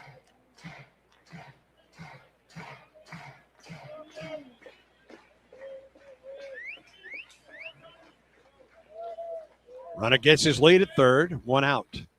0-2 the count to Cole Kitchens. Here's the pitch. He tried to hold up. He could not on the fastball. It was going to be a fastball anyway. And 95. 2 outs. Yeah, it's the kind of velocity Nebraska hasn't seen today. And Whalen is locating it well. And the fastball combo with that wipeout slider is tough. 2 down now for Nunez. Pitch to him. Sweeps down for strike 1. And a 12-6 curveball for good measure. Fastball that is topped out at 95, a slider at 88, and a curveball at 76. I like that, Arsenal, if you're throwing strikes. 0-1. Fouled back on a fastball at 94, up.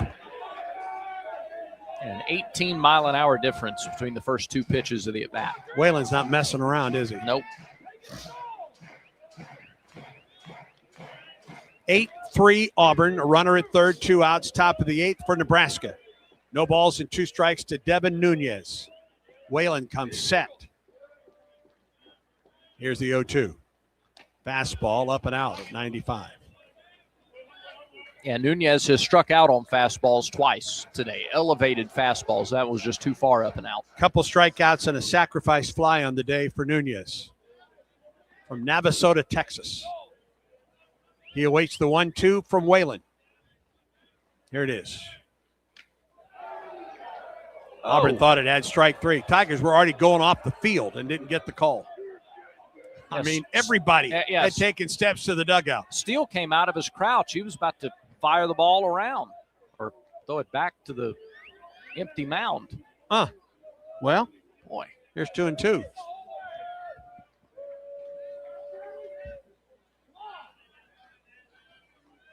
Two-two pitch. Line drive up the right side, foul and off the screen. That may have been the change at 86.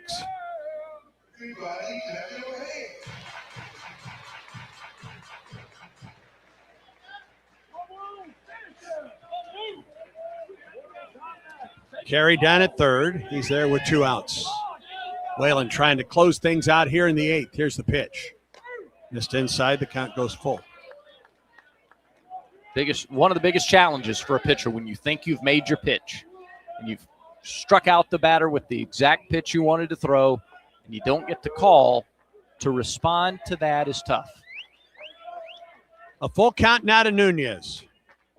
Runner at third, 2 down for Nebraska in the 8th. The stretch and pitch, and he popped it up foul. That'll get out of play. We'll do it again.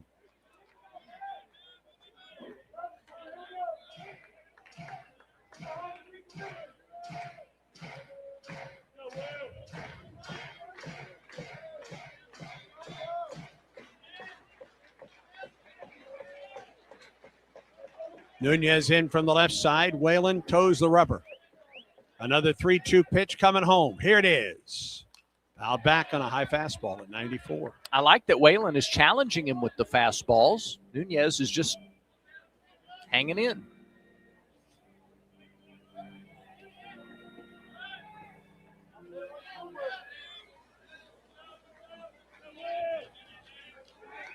Full count. Runner at third. 2 down here in the 8th. 8-3 Auburn on top. Another 3-2 pitch to Nunez from Whalen. Headed home. Again, a high fastball, and Nunez fouled it back.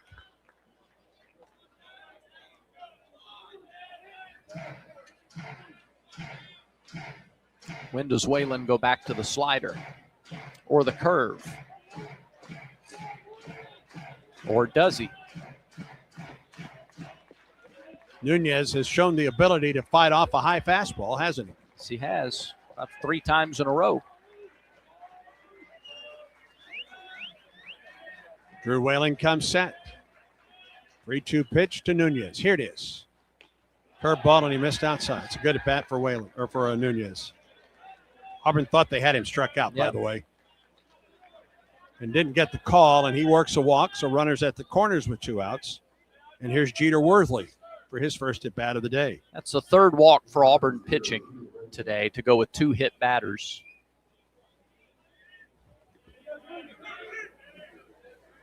Nebraska pitching has walked 5 and hit 2. Worthy came in as a pinch runner back in the 7th. Stayed in the game, the pitch to him. Fastball a little bit low. 1-0. Runners at the corners with 2 outs for Nebraska. Auburn on top 8-3. Stretch and pitch. Got a curveball over for a strike. 1-1.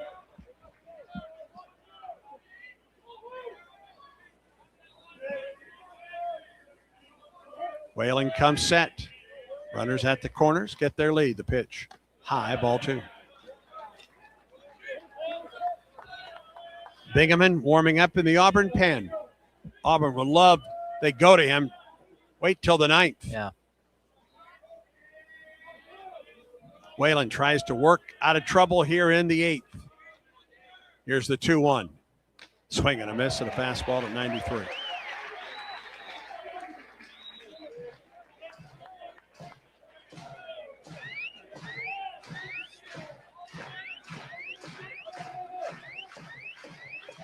Nunez from first, Carey from third. And timeout called. I'm not sure what happened. He's out. I think he took too much time. I'll be. Too much time to get into the batter's box. Yep. And with 2 strikes, you're done. You're done. And the inning is over. Wow. I'm not sure I've ever seen that. What a way.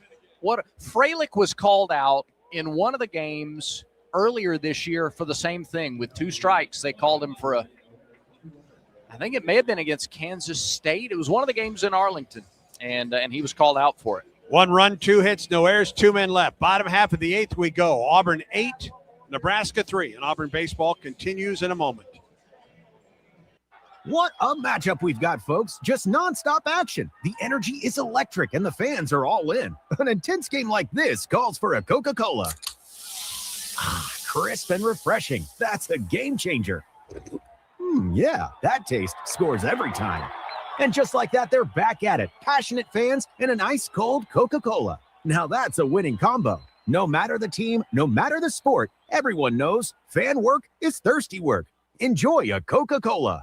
Let's be honest. Senior living shouldn't feel senior, and it's definitely not all about yelling, bingo! At Atlas Senior Living, we focus on great care, great people, and yes, great days. And no one telling you can't have dessert before dinner. Well, maybe once. And with locations throughout the Southeast, chances are there's an Atlas community closer than you think. Atlas Senior Living, exceptional care, even better living. Visit atlasseniorliving.com to find a community near you and schedule a tour today.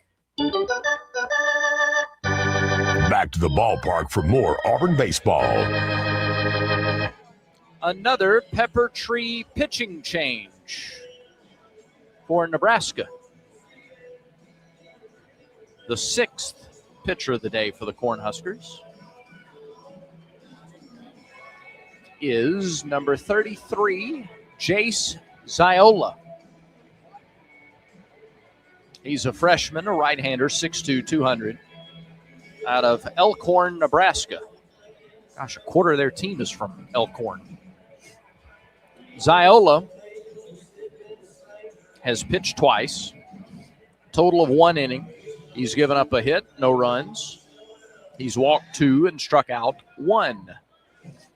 So the right-hander, Ziola, is on. Did not record a batter in the Friday game, gave up a hit and a walk.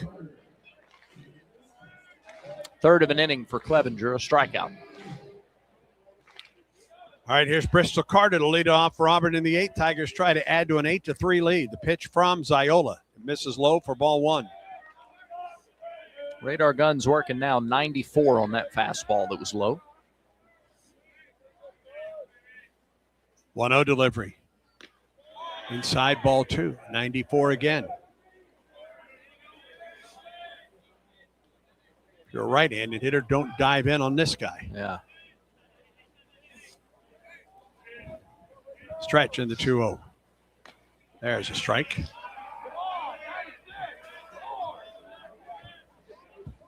Overbeek, I should say, the third baseman, even with the bag. With Carter at the plate. Set up inside against Carter. And the 2-1. And he has to twirl out of the way at that 94-mile-an-hour heater. That is the Paul Ellen Low Bridge. Yes, it is.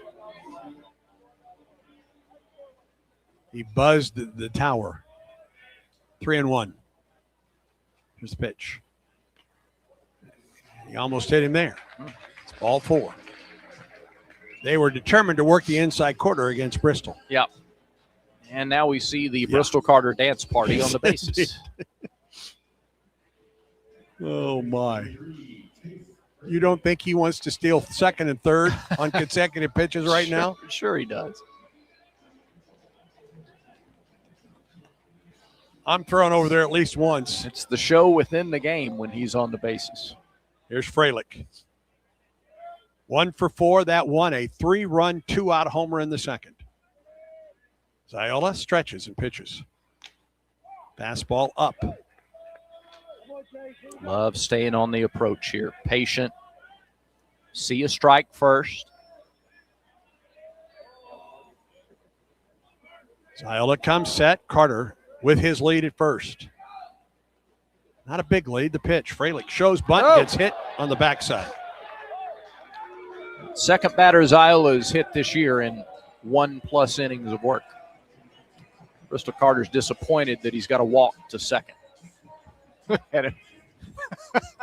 He's going to take his time. He gets to second base right now. He looked downtrodden. Yeah. That he couldn't steal it. He just took away an opportunity. Freilich at first and Bristol at second. Nobody out. Here's Bub. Stretch from Ziola and the pitch. Bub shows bunt. It misses inside. Off speed that time. All 1-0. More activity in the bullpen for Nebraska. Yeah. Bristol at second and Freilich at first. They now come in on the corners. The pitch. Bub shows bunt and Ziola threw at him again. Well, threw in the vicinity. Yeah. 2-0. He is all over the place. But most of the time he's throwing in. Yeah.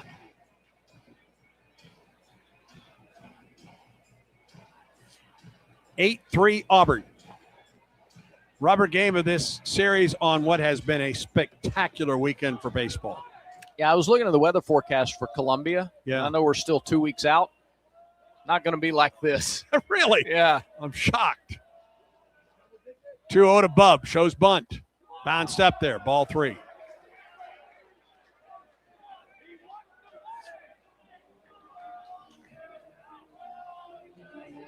Cash at Bucci's. Wow. Yep. In Columbia. And Coates. And Layers, yes. 3-0 the count to Bub. Here comes the pitch. And he walked him in these. The bases are low dead. 2 walks and a hit batter.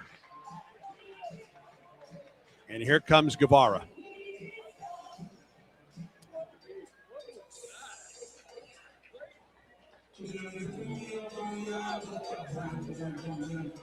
And here comes Rob Childress. Yeah, I he's got wondered. no choice. Yep. I mean, Ziola hadn't even been close. No, yeah, it's one thing if he's thrown one nibbling, strike. but- He's thrown one strike to 3 batters. Yep. All right. You know what it's time for? Well, another pepper tree pitching change for Nebraska. In 1977, Ford F-Series became the best-selling trucks in America. 33 million trucks later, we've kept that title every year since. And that's a formula we plan on repeating. Ford F-Series, built Ford tough. The best-selling trucks in America for 49 years and counting. Based on 1977 to 2025 calendar year industry reported total sales. The new pitcher is Cooper Grace. He's a freshman, 6'3", 215, and a right-hander from Elkhorn, Nebraska. No. Oh. I wish. Wakanusa, Kansas. Hayden Catholic High School. Cooper Grace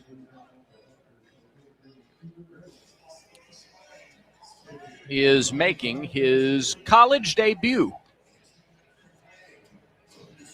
So we'll search the Google machine.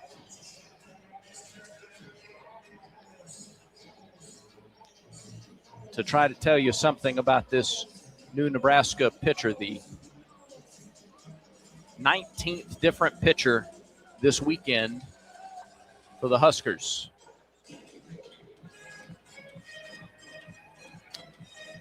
Well, he played baseball, soccer, and basketball at Hayden Catholic High School. He set That's a big soccer player. He set his high school record in strikeouts and wins, and single season records in strikeouts and earned run average. Two-time All-State player in baseball, and first-team All-League in soccer. 6'3", 215.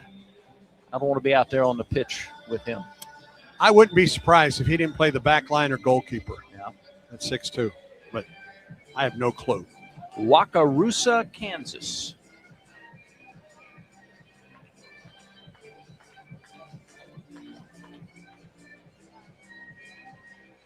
Just outside Topeka.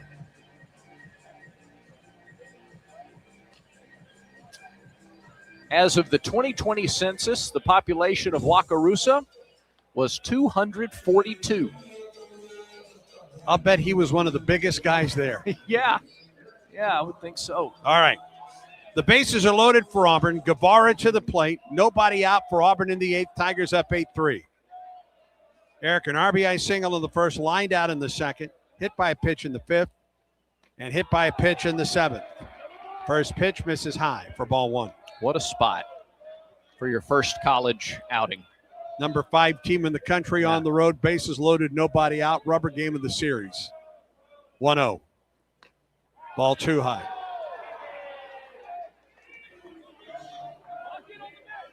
And this offense just isn't going to try to get too big in this situation. They're going to be just fine staying patient. 2-0 pitch. Ball 3 high.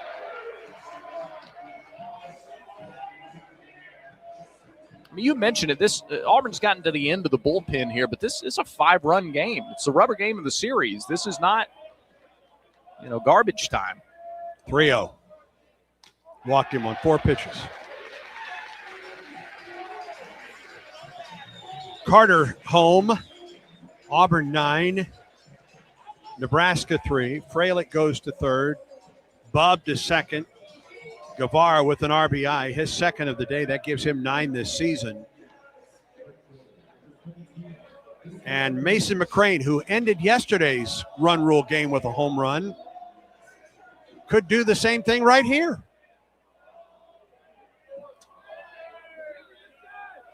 Stretch and pitch. Outside. Cool. Corner. Strike 1. Scoreboard says 8-3. It's 9-3, isn't it? It is now, yes. Okay. 0-1. Nope. Tried to hold up. He did as it missed down and in. A ball and a strike. A lot of sharp break on that slider. Bases are loaded. Nobody out. A run home for Auburn in the 8th.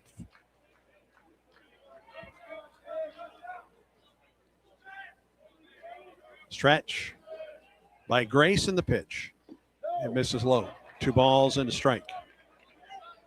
10-run rule is in effect today, as it was yesterday. I see throwing in the Nebraska bullpen. Yeah.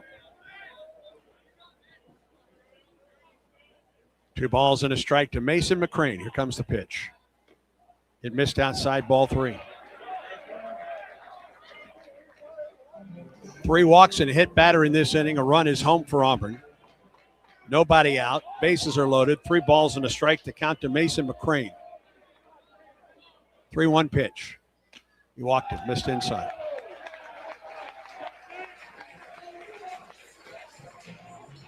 Chase Fralick comes home. Bob Terrell to 3rd. Guevara to 2nd. McCrane to 1st, an RBI. That gives him 7 this weekend. And here's Chris Rembert. 10 for the year now for McCrane. 10-3 Auburn. 3 more runs and this ball game's over. Stretch in the pitch. Down the middle for a strike. I'd be tempted to take 2 strikes unless it's just right in a perfect spot. 9 walks for Nebraska pitching today. Bases loaded, nobody out. The 0-1 drops low. 1-1.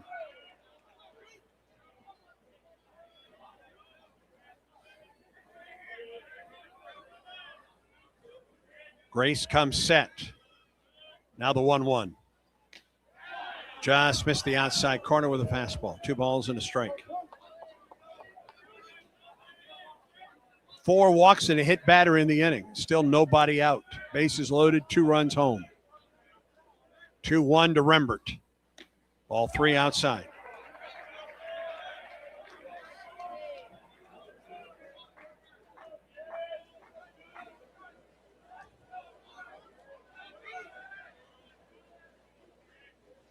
Cooper Grace comes set. 3-1 to Rembert. Ground ball foul. He's got the license to do that. Sure. Hitters count. Took a shot at that slider.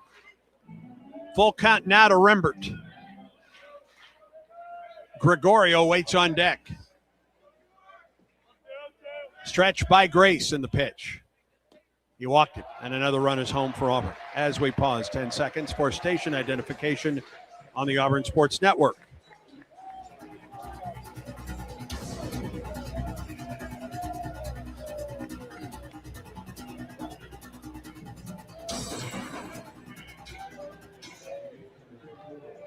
And Rob Childress is out.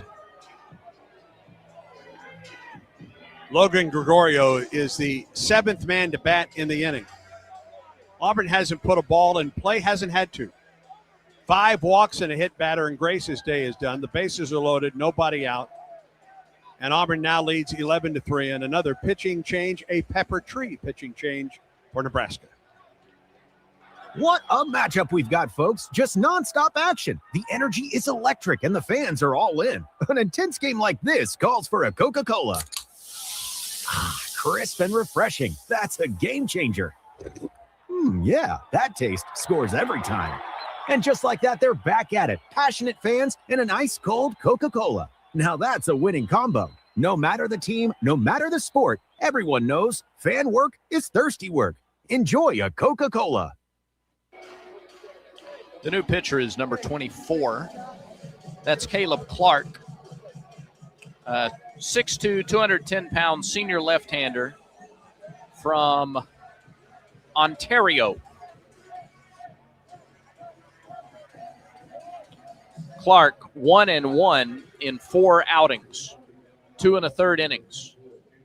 1 hit, 4 runs, 2 of them earned. He's walked 4, struck out 4. An earned run average of 771. Clark pitched in Friday's game. Gave up a hit. No, he gave up a run and walked a batter. So Clark is on for the 2nd time this weekend. He's the first. He's the first pitcher. No, he's the 2nd guy that's pitched in 2 games for Nebraska this weekend. Oh, the USA chant goes up. That's pretty funny. Uh-huh. And it will be Logan Gregorio. A base hit here ends it. A base hit likely ends this game with the Tigers leading 11-3.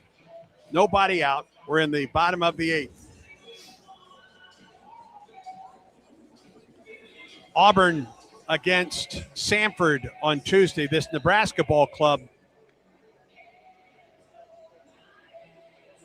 is host Omaha in the midweek, then South Dakota State in the midweek, and then opens Big Ten play at home against Michigan State. Yeah, it's interesting. They play Michigan State, and the next weekend they host Maine, and then they're back into conference play. All right, here's Gregorio. Up at third, the pitch. Logan takes the strike. Bases are loaded. Still nobody out for Auburn. The Tigers have scored 3 runs in the inning, all on bases loaded walks.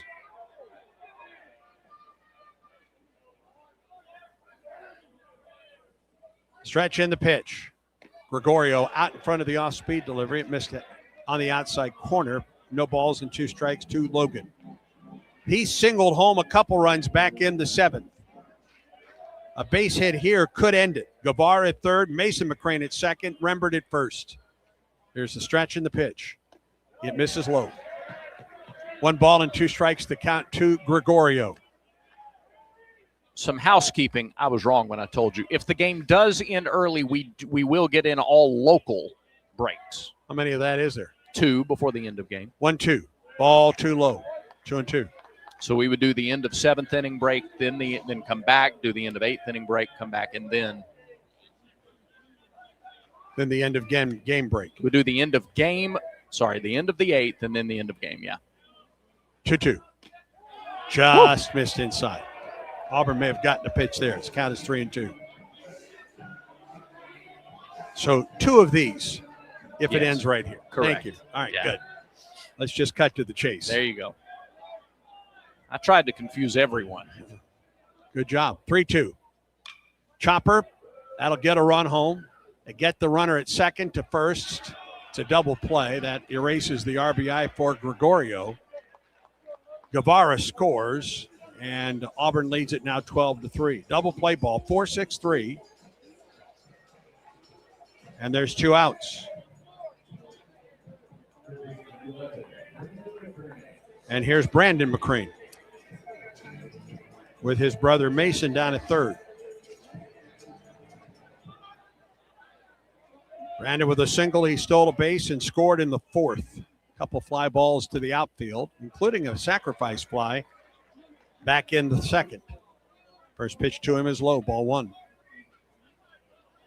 Tigers lead 12-3. Base hit, some kind of run here, and the ball game's over. The pitch. Strike call, 1-1.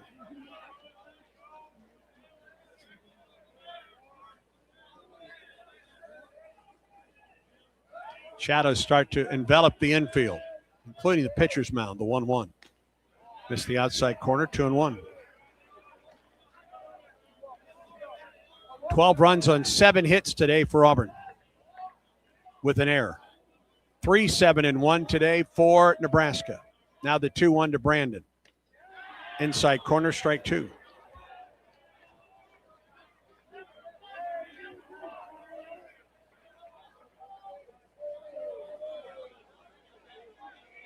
Two balls and 2 strikes to Brandon McCrane. Stretch in the pitch. Fouled back. He was on that fastball.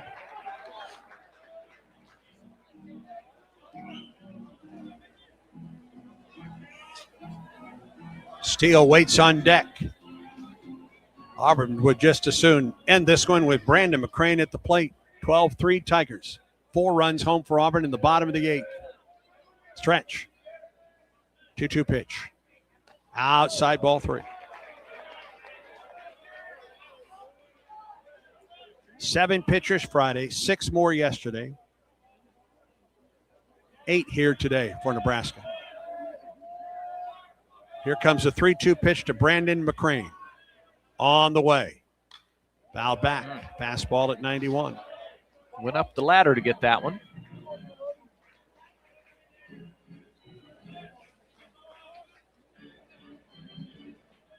Hits are even at 7. Just shows you what a big difference those free base runners have meant today. Another 3-2 pitch to Brandon McCrane. Here it is. He walked him. Missed upstairs. And that'll bring Lucas Steele to the plate for the Tigers. He could end it. It's the 6th walk of the inning. Steele walked and scored in the 2nd. An RBI single in the 4th. Flied to center and struck out. Stretch, the pitch. Fastball missed a little outside. Steele batting right-handed against the lefty, Caleb Clark. The McCrane brothers at the corners. 12-3 Auburn. Brandon goes, pitches high. Take away a Force out at second with that stolen base. Yep. That's his 5th of the year. Excuse me, that's his 6th of the year, his 2nd of the day. Now the 2-0 pitch. Steele takes ball 3 outside. He is the 9th man to bat for Auburn in the inning. Every Auburn player has scored a run. Every Auburn player except Bub and Mason McCrane have a hit today. 3-0 pitch. Down the middle for a strike. 3-1 to Lucas Steele. And every player has either a hit or an RBI other than Bub, and he scored a run. A 3-1 pitch to Lucas Steele. Here it is. He walked him. The bases are loaded.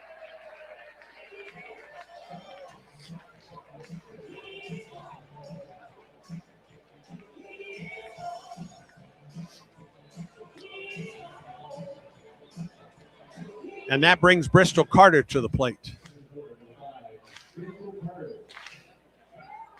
The Auburn dugout gets the Auburn folks clapping above their head. Stretch in the pitch to Bristol. Down the middle for a strike. Bristol, the 10th man to bat. He led off the inning with a walk. Scored one of Auburn's 4 runs. 2 outs in the bottom of the 8th.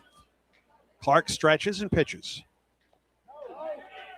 And Carter takes it low for ball 2. Excuse me, for ball 1. 1-1. Walk, error, base hit. And this day is done. And this series is done. Now the 1-1. Ball 2 inside. Auburn has put the ball in play one time in this inning, and that was the double play ball. Everything else is either a walk or a hit batter. Now the 2-1 pitch to Bristol Carter. Here it is. Ground ball to the right side. First baseman fields it on a hop, takes it to the bag, and the inning comes to a close. Auburn scores 4 runs, no hits, and leaves the bases loaded. We go to the 9th. Auburn 12, Nebraska 3. This is the Auburn Sports Network. Where were you when this happened? Auburn half minute away from an SEC championship. 7 on the shot clock. Glendale Green with 5. Jabari inside to the basket. Dunks it! That gets fouled! A resounding dunk for an SEC championship for Jabari Smith. Don't miss the next heart-pounding moment on the Auburn Sports Network. There's team pride, and then there's extra Tiger pride. When I'm carrying the Auburn University Regents Visa debit card or prepaid Regents Now card, that's exactly what I get. Whether I'm grabbing some extra Auburn here or picking up an extra dozen wings for the game, this card always brings it. Sometimes I get an extra War Eagle from the cashier too. Visit Regions.com/Go Tigers to get yours. Extra changes everything. And at Regions, Extra is our ordinary. Official bank of the SEC, member FDIC.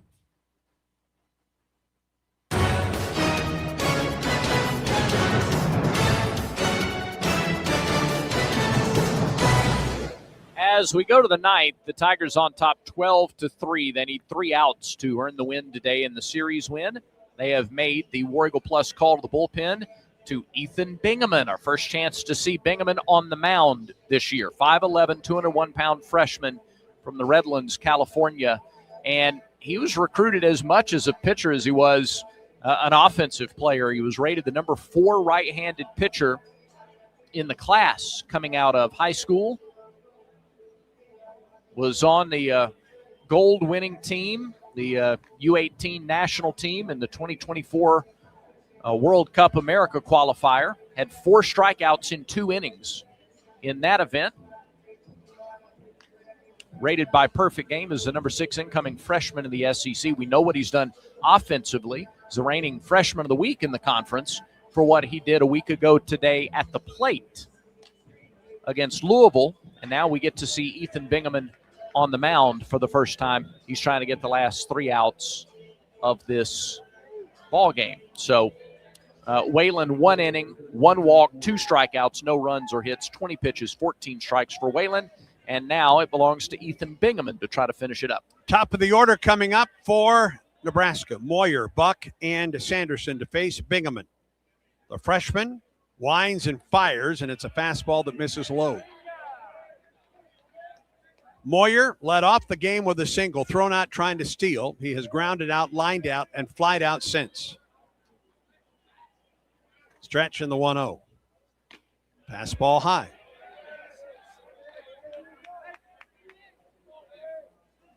$12 runs, 7 hits, an error for Auburn. 3 runs, 7 hits, and an error for Nebraska. Moyer calls time, now back in the box. He awaits the 2-0 pitch from Bingaman. Here it is. Fastball missed outside, 3-0.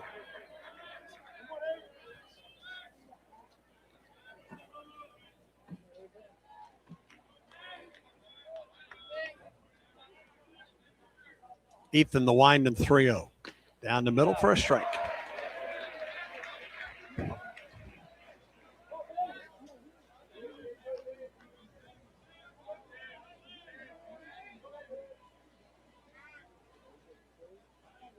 Wind in the 3-1. He walked him, missed upstairs.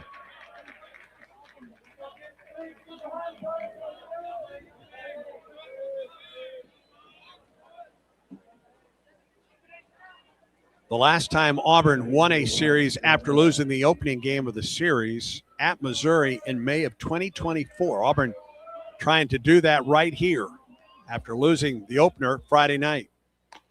There's a pitch upstairs from Bingaman, ball 1.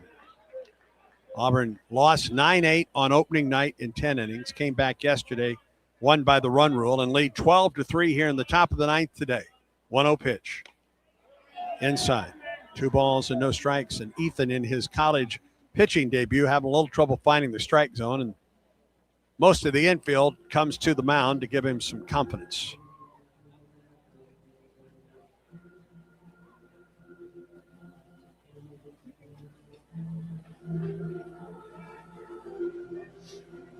Meeting on the mound is done. Steele back behind the plate.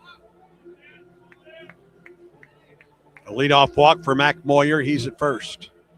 Tigers lead 12-3 in the top of the 9th. Bingaman comes set at the belt. 2-0 pitch. Right down the middle for a strike. 2-1.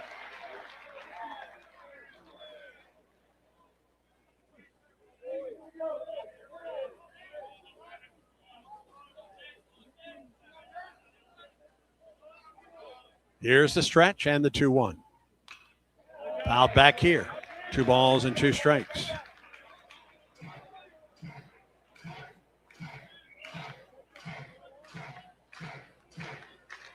Moyer gets his lead from first. 2-2 the count to Buck. Stretch and the pitch. Popped him up. On the edge of the outfield grass, the shortstop, Guevara, makes the catch. 1 down.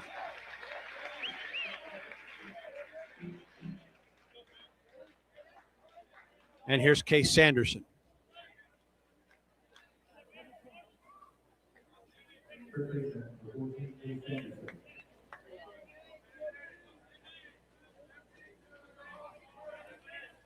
Sanderson 1 for 4 on the day. Pitch on the way. It drops low for ball 1. He singled and leading off the 4th and scored the first run of the day for Texas A&M. Excuse me, not Texas A&M. Tried Nebraska. Now the 1-0. There's a fastball at 90 for strike 1. 1-1 the count.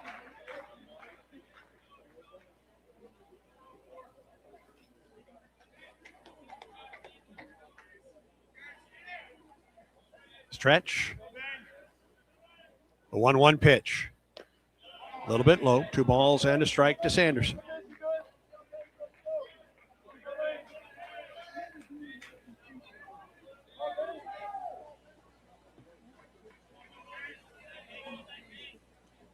Bingaman comes set, the 2-1 pitch. Popped up foul off the left side. That'll get out of play.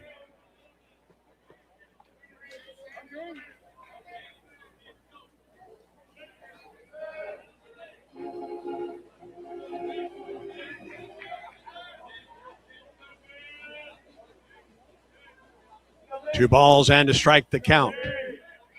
Bingaman comes set in the pitch. Fly ball into left. Long run for Bub Terrell. He looks up. It is off the wall. Runners on their way to second and third. It's a double for Sanderson. Good throw in from Terrell, but Sanderson is safe. Moyer to third on the play. Second hit of the afternoon for Sanderson. And here's Joshua Overbeek.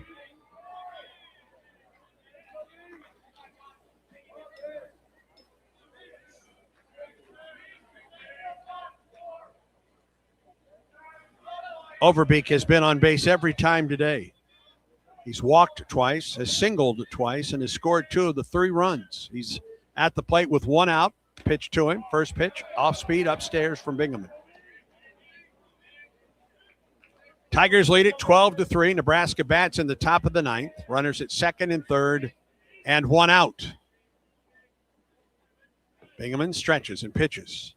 There's a swing on a looper right side. Back goes Rembert to make the catch for the second out. Had to go a little way to get to that one. Ball was not hit hard. I think he got it on the hands. And now there's 2 outs.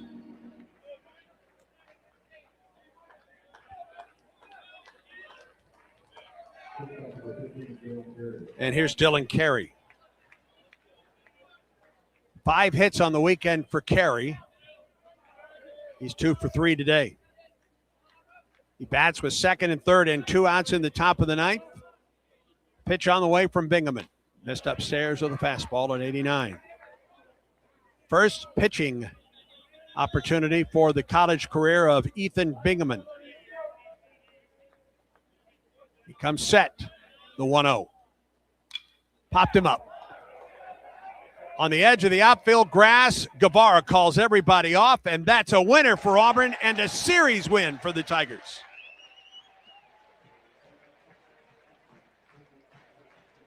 No runs, a hit, no errors, and 2 men left, and the Tigers have won the series against Nebraska. Final score today, Auburn 12, Nebraska 3. Auburn baseball continues in a moment.